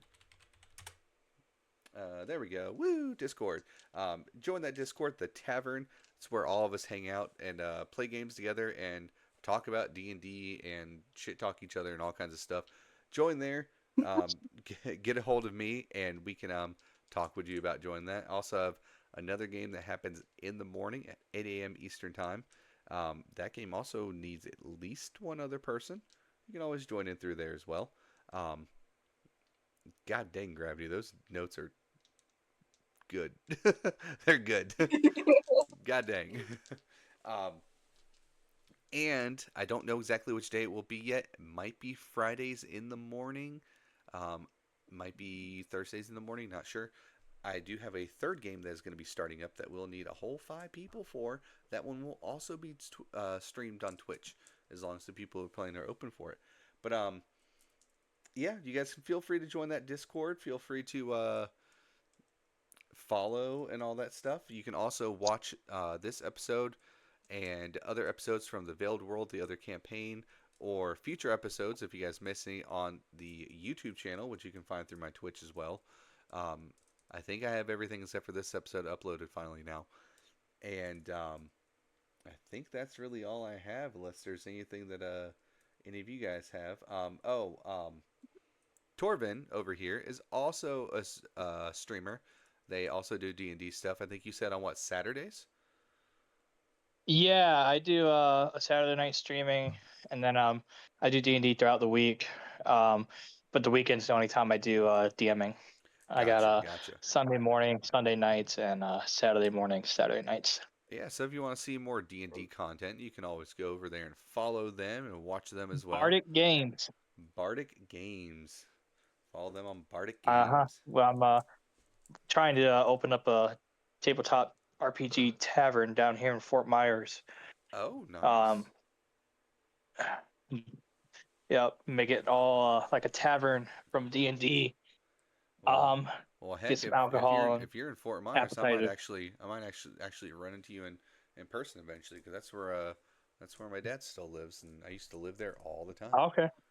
I might actually be Yeah, going yeah, back there that's where before I'm too at. much. I might be going back there before too much longer. On the same exact day, 2 of my dad's closer friends that he's known for literally as long as I've been alive passed away recently. So I might be trying to Mhm. head down there to go down there for that kind of stuff as well. But not sure if I will be yet or Just not. hit me up. Yeah, I definitely will if I'm actually going down there. Oh God, what are you rolling? I hear you rolling something. Ain't rolling nothing. I hear somebody rolling something. Me typing. Oh, 17 AC medium armor. I'm so Oh, jeez.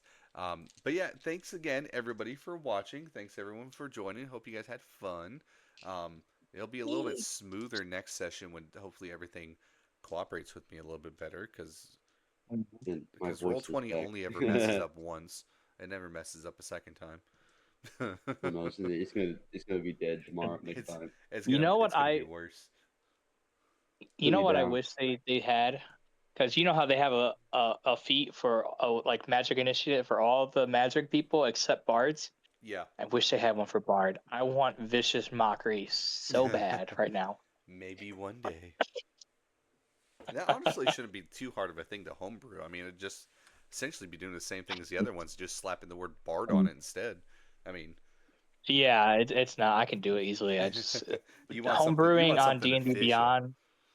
Oh yeah, Well, homebrewing yeah, on I want something Beyond visual, is but homebrewing on D&D Beyond is not easy when it comes no, to spells, no, it is especially not. since it's like this is too similar to blank, and then it won't let you do it.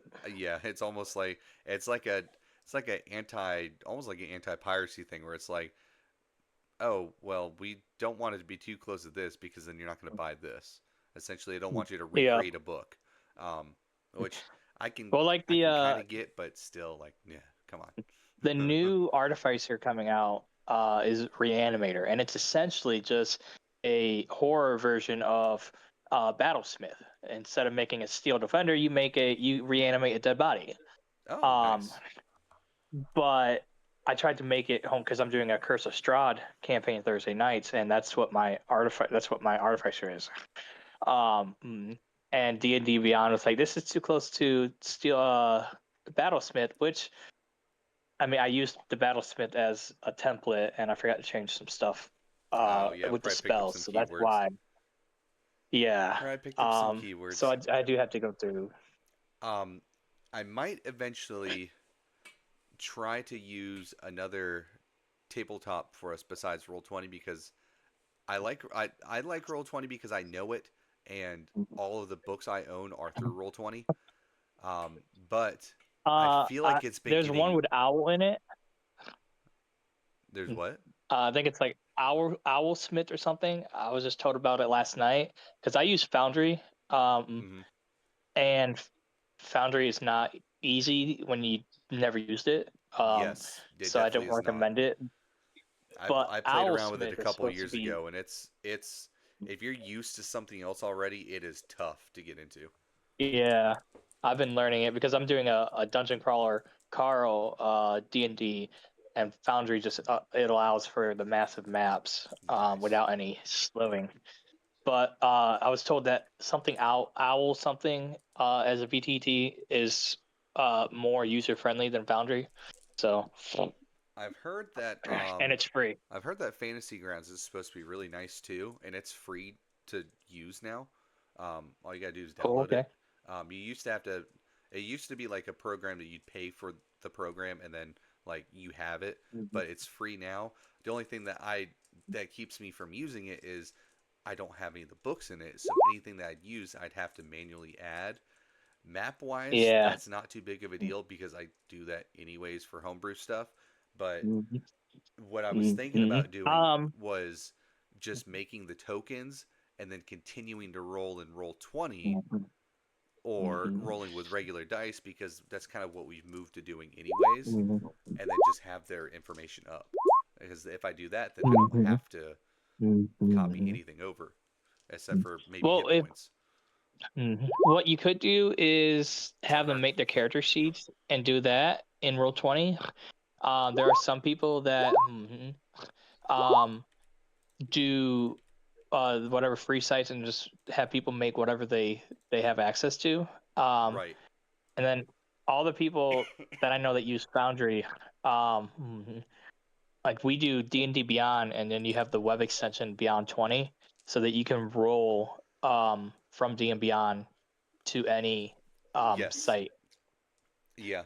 So The only thing that sucks for me with that one is I don't own anything on D&D Beyond. I almost bought stuff on D&D there, Beyond, and at one point in time, I think you can still do. You used to be able to share your books with like yes, multiple people, and one of the guys that was in one of the games shared his books with me, and he had at least at the time, this was back in 2017, 2018, or whenever it was, might have even been 2019. He had literally every single piece of content that D&D Beyond offered. So I had all of it through him.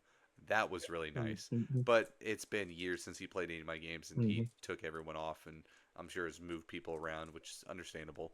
So I was like, no, I lost all access to everything I had. Um, yeah. D&D Beyond has a limit of how many you can share, yeah, but I think at the I have time a it was like three or content. four. Yeah, I have a content campaign that I just have people join just for the content. I'll share it in if I can find it. Oh yeah, that might be cool. At least The to get a look at chat, some and you stuff. guys just join. Um, and also for anyone who Yeah, is because still I don't watching, have the campaign, but for anyone that is still watching, all the characters are technically custom race. They're reskin ones. Otis is a human, which is still just uses normal human stat blocks. Torvin is a sky dwarf. I believe he used just regular dwarf stuff, right? yeah, I used the hill dwarf, I think. Or Hill dwarf. yeah, the hill Okay. dwarf. And then Um, V is an autumn elf, which is autumn elves can either be a reflavor of high elves or of the fire genasi, and they went with a fire genasi. So they are using the same stat blocks that a lot of the official D&D stuff has. We've just essentially changed the name to say they're one of the Telpha races because I did not feel like trying to custom make 11 races and then play test them to make sure that they worked right or change them in the middle of a campaign. So I said, you know what, these ones work. We'll just say that they're this. And so far, I think that's worked just fine. So in case anybody wonders what the hell are these guys, it's not anything fancy. I'm not that cool. But I'm gonna go ahead and get us ready to go off here in a second. I'm about to hop out of the voice chat as well in a second. That's the wrong thing. But thank you again for everyone for coming to play, and thanks everyone for watching. I'll see you at 8 o'clock in the morning for the next campaign. But all of you guys watching 8 o'clock. yeah. Um, the everyone else who is watching, um, and just watching Telpha, I'll see you guys next week on Monday, same time, 8:30 in the morning. Other than that, I'll be everybody there. have yourself a fantastic night. I'll still be yapping in the Discord. Bye bye, all right, you people. guys enjoy. Love Bye, y'all.